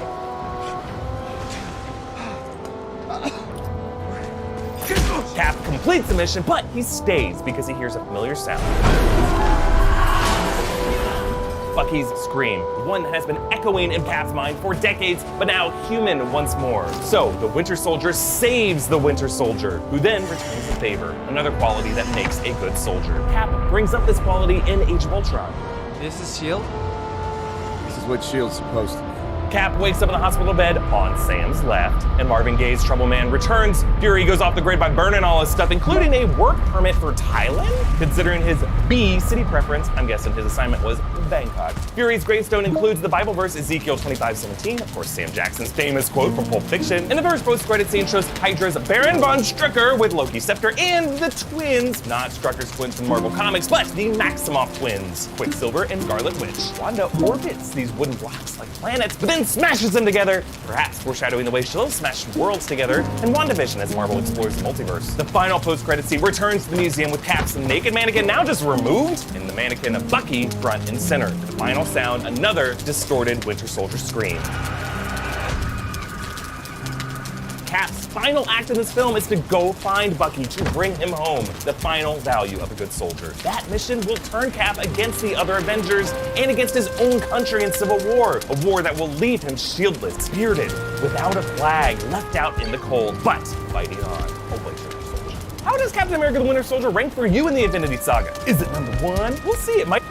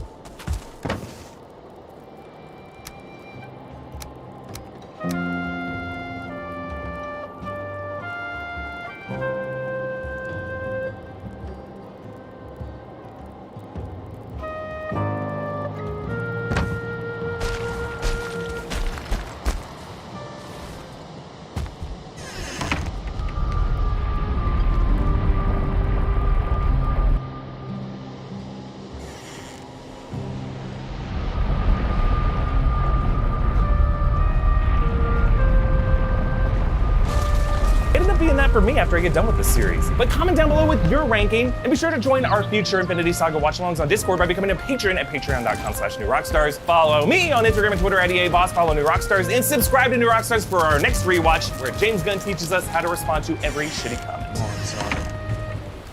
I didn't know how this was going to work.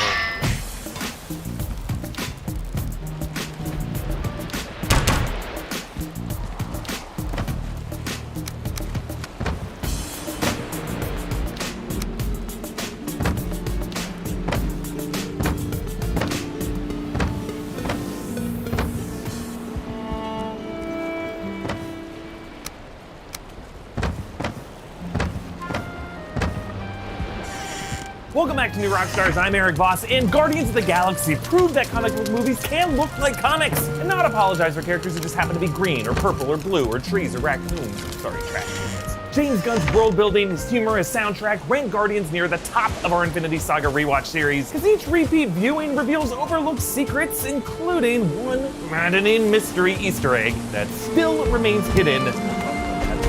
The film opens with young Peter Quill with a mixtape given to him by his dying mother. The Awesome Mix Volume 1 and its sequel Volume 2 are the beating heart of these films. Gunn actually writes in the track list into the scripts, a rare move since music licensing isn't always guaranteed. And he recently tweeted how he selected all the songs from Meredith's point of view. Gunn makes each song diegetic, playing from an audio source in the scene. Really, we are listening in on an ongoing conversation between a mother and her son. This first track is I'm Not in Love by 10cc, about a guy reluctant to tell a woman I love you, reflecting Peter's reluctance to take his mother's hand. Meredith is played by Laura Haddock, who also played a Cap fangirl. Gunn says there's no connection between the characters. Meredith does give a hint to Volume 2 here.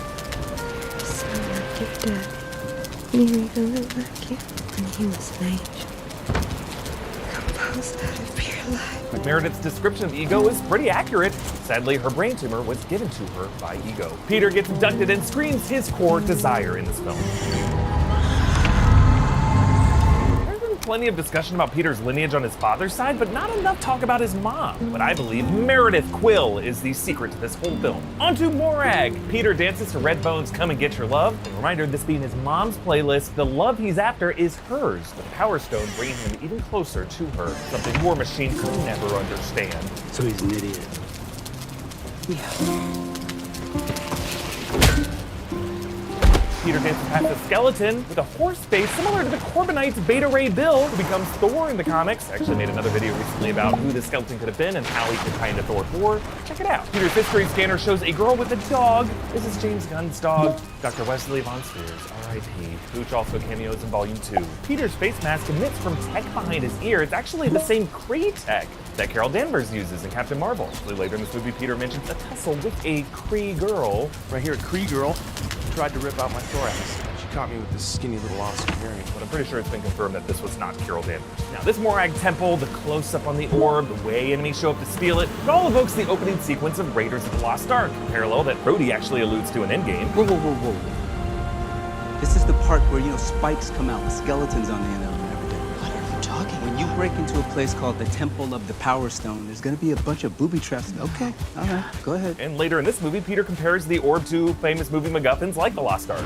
So this orb has a real shiny blue suitcase on the Maltese Falcon sort of vibe. Korath arrives, and his soldiers are Sakarans, meaning they are from the trash planet that later shows up in Thor Ragnarok. Peter escapes in a ship called the Milano, after Peter's childhood crush, Alyssa Milano. Then his hookup, Barit, is wearing the same summer camp shirt that Peter was abducted in. Peter's tape deck includes a troll doll, the same one he trolls Yondu with at the end. There are also some Alf stickers, and this cat-eaten alien life form actually appears in the Infinity Gauntlet comics. And then right before Yondu calls in, you can see Peter swiping through photos of other females on what I assume to be a Galaxy's version of Tinder. Yondu, Kraglin, and the other Ravagers wear this patch. Now that's actually the logo of the Guardians in the comics. Of all these characters, actually only Yondu was an OG Guardian in the comics. He had a taller Finn, which is more accurate in Volume 2. And his Yaka arrow in these movies is adapted from his archery in the comics. He controls it via whistling and his fin, which lights up when he uses it. Onto Ronin's ship called the Dark Aster. Now, you may have noticed these coordinates under each location.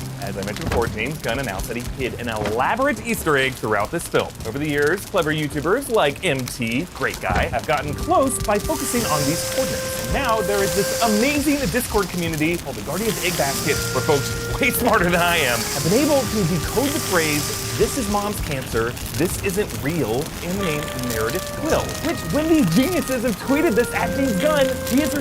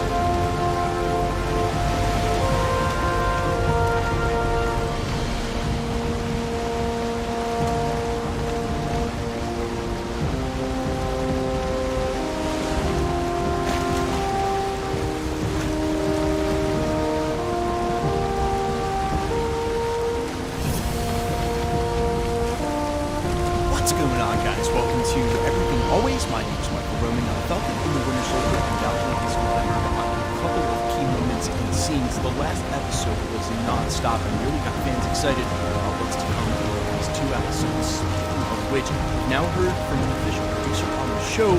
This is not the end of Isaiah Bradley, where he thought it was a missed opportunity to dismiss that character in the fashion he did. No flashbacks, no greater explanation. Apparently, he will be returning in the last 2 episodes. We're going to break down the entirety of the interview, what this producer said about his upcoming cameo, what his role in the show really is. The character differs a little bit in their take from the comics. We're going to break down everything.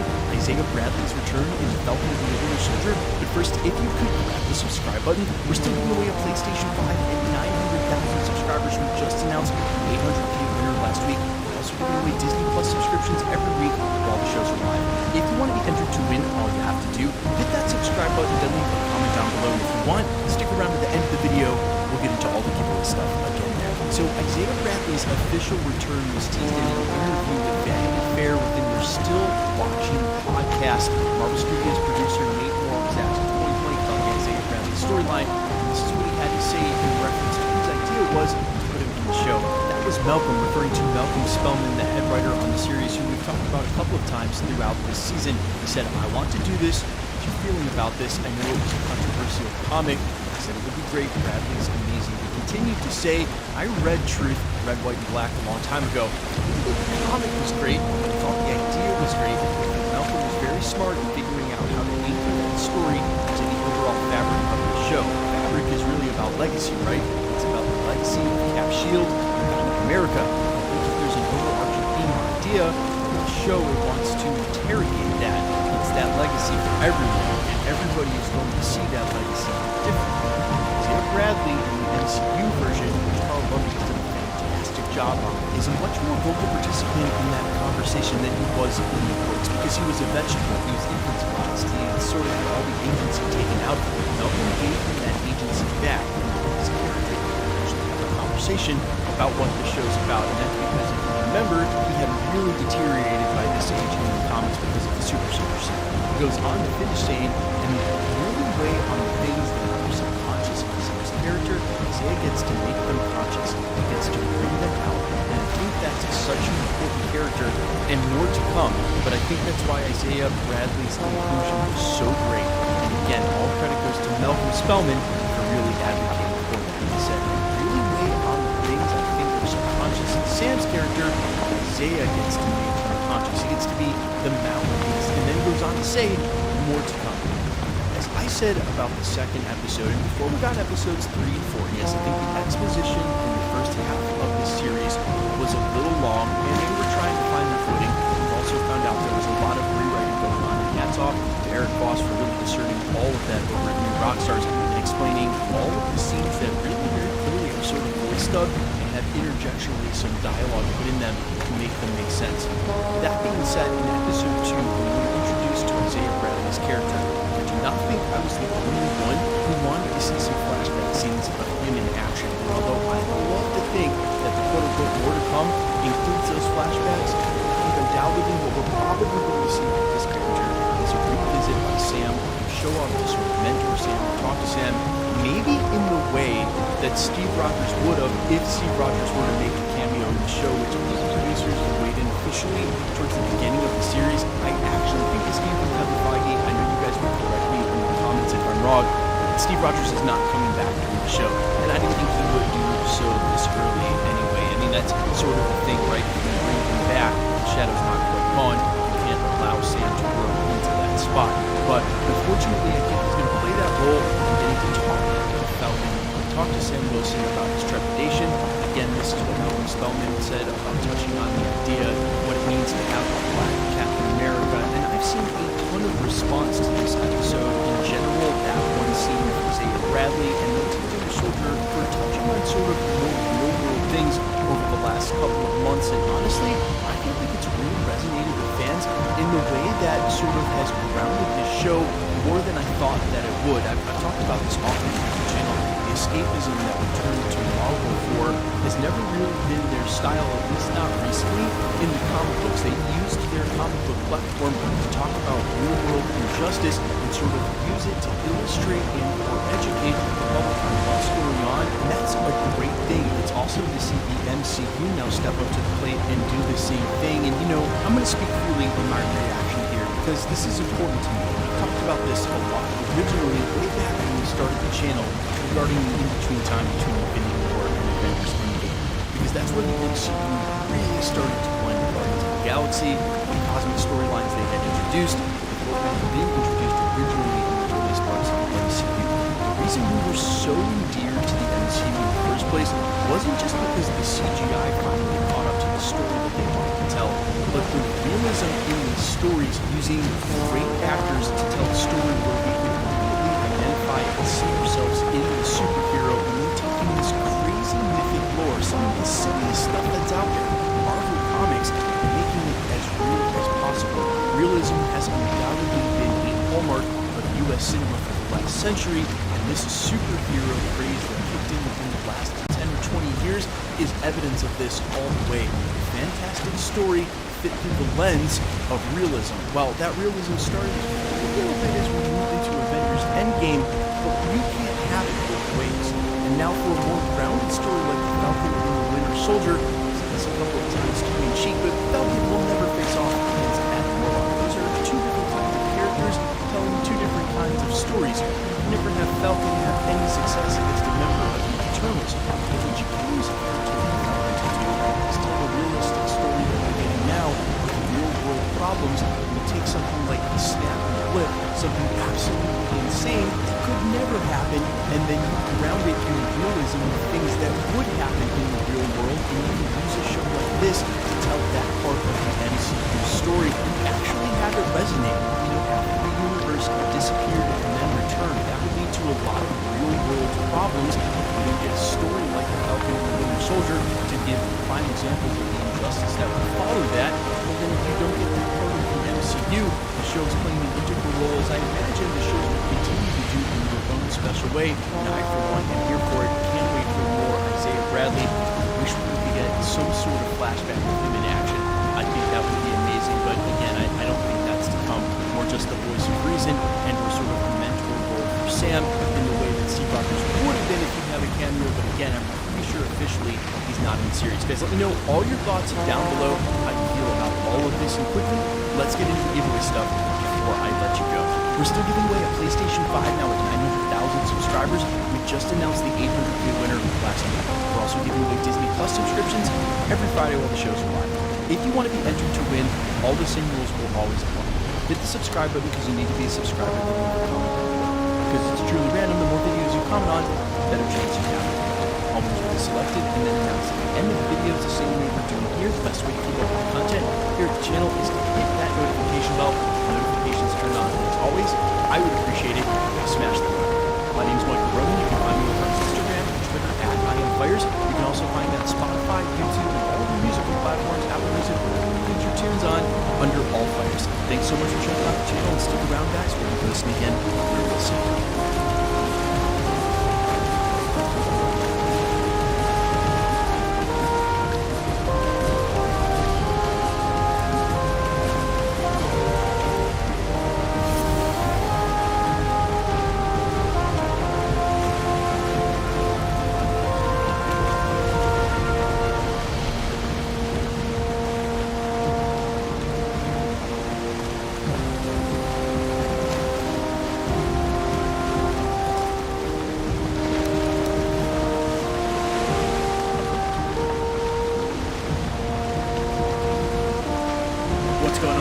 It's Warren, welcome back to the Cosmic Wonder, and we only have 2 episodes left of The Falcon and the Winter Soldier. It's been a great series so far. It's a shame that we only get 6 episodes. However, Sebastian Stan did recently say that he would do anything to do a second season, so you never really know.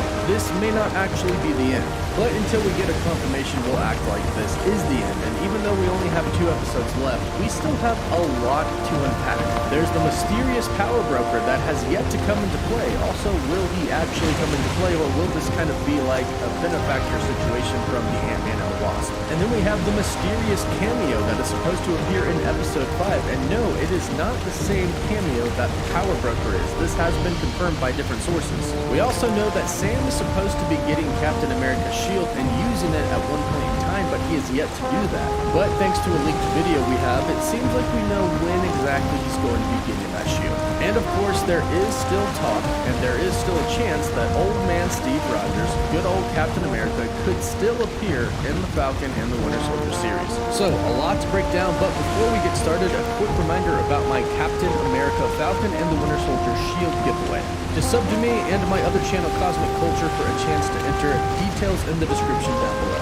So a big question that everybody has been asking before we even got the first episode for the Falcon and the Winter Soldier is Steve Rogers going to come back? Are we going to see old man Steve in the Falcon and the Winter Soldier? And Marvel has done an incredibly great job at being super vague about whether or not Steve Rogers is dead, or if he simply went back to his own timeline, or if he's just chilling in the normal timeline, but nobody really knows it's him. This is a story that didn't really have a definitive ending. Yes, Steve finally got his dance with Peggy Carter, but then he returned to the main timeline at the end. What happened after that? That we don't know, and it is something that fans would like an answer to. So the answer to the question, could Steve Rogers still appear in the Falcon and the Winter Soldier, is yes. Especially if you consider where Sam is at right now in the series, everything he's going through, all of the struggles that he's facing about the shield and what it represents and means. Now is the perfect time for Captain America to show up and give him a little pep talk. However, it doesn't really seem like the story of Isaiah Bradley is done yet, which is good because in the comics he has a big story, a very complicated story, and it looks like his story in the MCU is pretty similar. And based off of the mid-season trailer that we got from Marvel Studios yesterday, it does look like Sam does return to talk to Isaiah. And it does look like he goes and talks to him about what the shield actually means. Recently, Sam has been debating on whether or not he should have destroyed the shield rather than giving it up to the government. And this conflict, I believe, is going to lead him back to Isaiah. Since Isaiah was the first black Captain America, but was also thrown in jail, it would make sense that Sam would seek his opinion on whether or not he thought the shield was good or bad. And I think this scene is definitely going to happen, but will we get a scene where we see Steve Rogers talking to Sam about what the shield means? Even though this story is focused on Sam and Bucky, they both were the best friends of Steve Rogers, and Steve has already been a pretty powerful presence in all of the episodes, even though he hasn't really been in any. We've seen pictures of him, we've heard his voice, they've made jokes about him being on the moon, but is he still there? If he's alive and existing in the normal timeline that we know, the one that he came back to at the end of Avengers Endgame, the main timeline, then there's a pretty good chance that we could probably see him. Now, of course, he has to be alive, and he has to be existing in the main timeline. If neither of those are true, then unfortunately we aren't going to see him. So, don't get your hopes up too much, but it is a possibility. Now, as far as that conflict about the shield that Sam is having, we've yet to really see him use the shield, and we've seen him use it plenty of time in the trailers. And in the trailer that we got yesterday, we do see Sam and Bucky approaching John Walker after the ending of episode 4, and it looks like they're going to fight him for the shield. But as I mentioned in my video yesterday, I don't think they get it. They either fight and he beats them and he keeps the shield, or they make an agreement to go on and fight the Flag Smashers together. Either way, John Walker is walking away with that shield. And the reason we know that is because of this leaked video.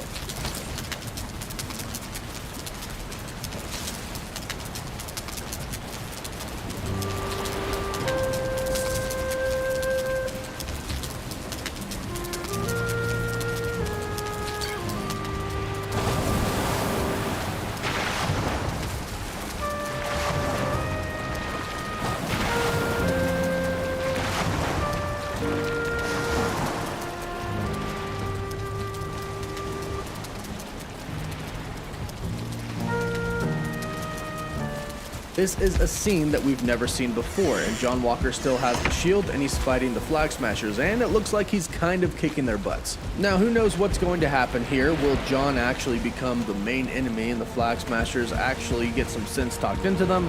Who really knows? But it doesn't look like Sam is going to be getting that shield until the very last episode, perhaps at the end of the very last episode. In fact, I wouldn't be surprised if that's kind of the final scene, Sam finally taking up the shield and him and Bucky use it together to fight a bunch of different people. The Flag Smashers, John Walker, the Power Broker, whoever they need to take down. And then I think at the end of The Falcon and the Winter Soldier, we will have our new Captain America, who of course will be Sam. The person who should be Captain America because the old Captain America gave him the shield. Now, as I mentioned, there's been a lot of talk about this mysterious cameo that is supposed to come in episode 5. And there are some insiders claiming that they know the actor that is going to be playing the mysterious character, but they don't know the role. However, some of them, like Charles Murphy, have said that this mysterious character is not the Power Broker, which means the Power Broker still could be Thunderbolt Ross. And the more and more we think about this, the more and more this kind of makes sense. Thunderbolt Ross is the person responsible for the Sokovia Accords, and we know that he definitely likes to enforce it, telling Rhodey in Avengers Infinity War to arrest Steve Rogers, Natasha Romanoff, Sam Wilson, the Scarlet Witch, and Vision. But this also means he is the person that has the power to pardon people. And as we know, Sam and Bucky have both been pardoned, but Sharon Carter has not. And the Power Broker is definitely somebody in power, and we know he wants the serum. And Thunderbolt Ross has always wanted the Super Soldier Serum. That's his thing. In secret, he resurrected the Super Soldier program, now known as the Weapons Plus program, as we saw in The Incredible Hulk. So he has the power to pardon people, but he also wants the serum. And we know that Sharon Carter is working very closely with the Power Broker. However,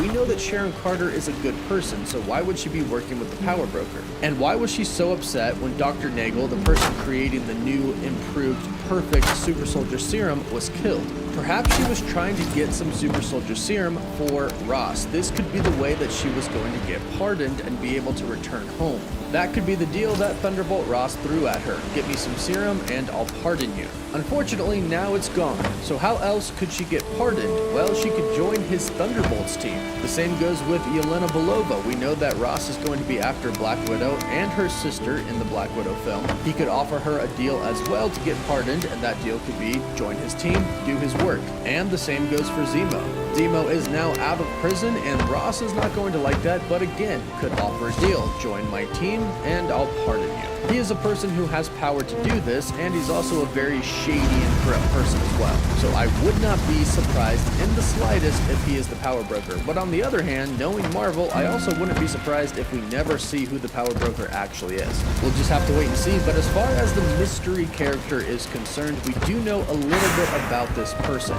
Now sadly, I have to say, don't get your hopes up for a character like Wolverine, or any crazy huge X-Men or Fantastic Four member, or anybody just really crazy out there. The showrunner for the show has already said that this is a very grounded character. We also have found out that it's somebody who is not yet in the MCU and will not be in any upcoming projects. And of course, the X-Men are coming in the future. This has already been confirmed by Kevin Feige himself, so that pretty much takes the X-Men off the table. A big theory was that it's actually going to be Chadwick Boseman. Wakanda and the Dora Milaje have played a pretty big role in the past couple of episodes, and this did film before Chadwick passed away. However, the Marvel team has recently came out and stated that no, it is not going to be Chadwick Boseman. So that's off the table. Now we did learn that this is actually going to be an Academy Award winning actor or actress, one that a lot of people, according to Slash Film, would never have thought would be in the MCU. Now as far as the actual character is concerned, we don't really know. I don't really think it's going to be a huge character, and a part of me thinks that it actually is going to be Chris Evans as Captain America, and Marvel's just kind of messing with us and trying to throw us off right now. But if they are telling the truth, then my guess is just as good as yours. Let me know who you think this mysterious character is going to be in the comments down below. And of course, be sure to subscribe and hit that notification bell, because if I find anything else out, I'll be sure to do a video on it. Let me know all your thoughts about this video in the comments down below. Thoughts about the Power Broker, thoughts about Isaiah Bradley, thoughts about Old Man Captain America returning, and who you think this mysterious character could be. Don't forget to like the video, and for live updates, you can follow me on Instagram, Twitter, and TikTok. As always, thank you all so much for watching. Wolf Love.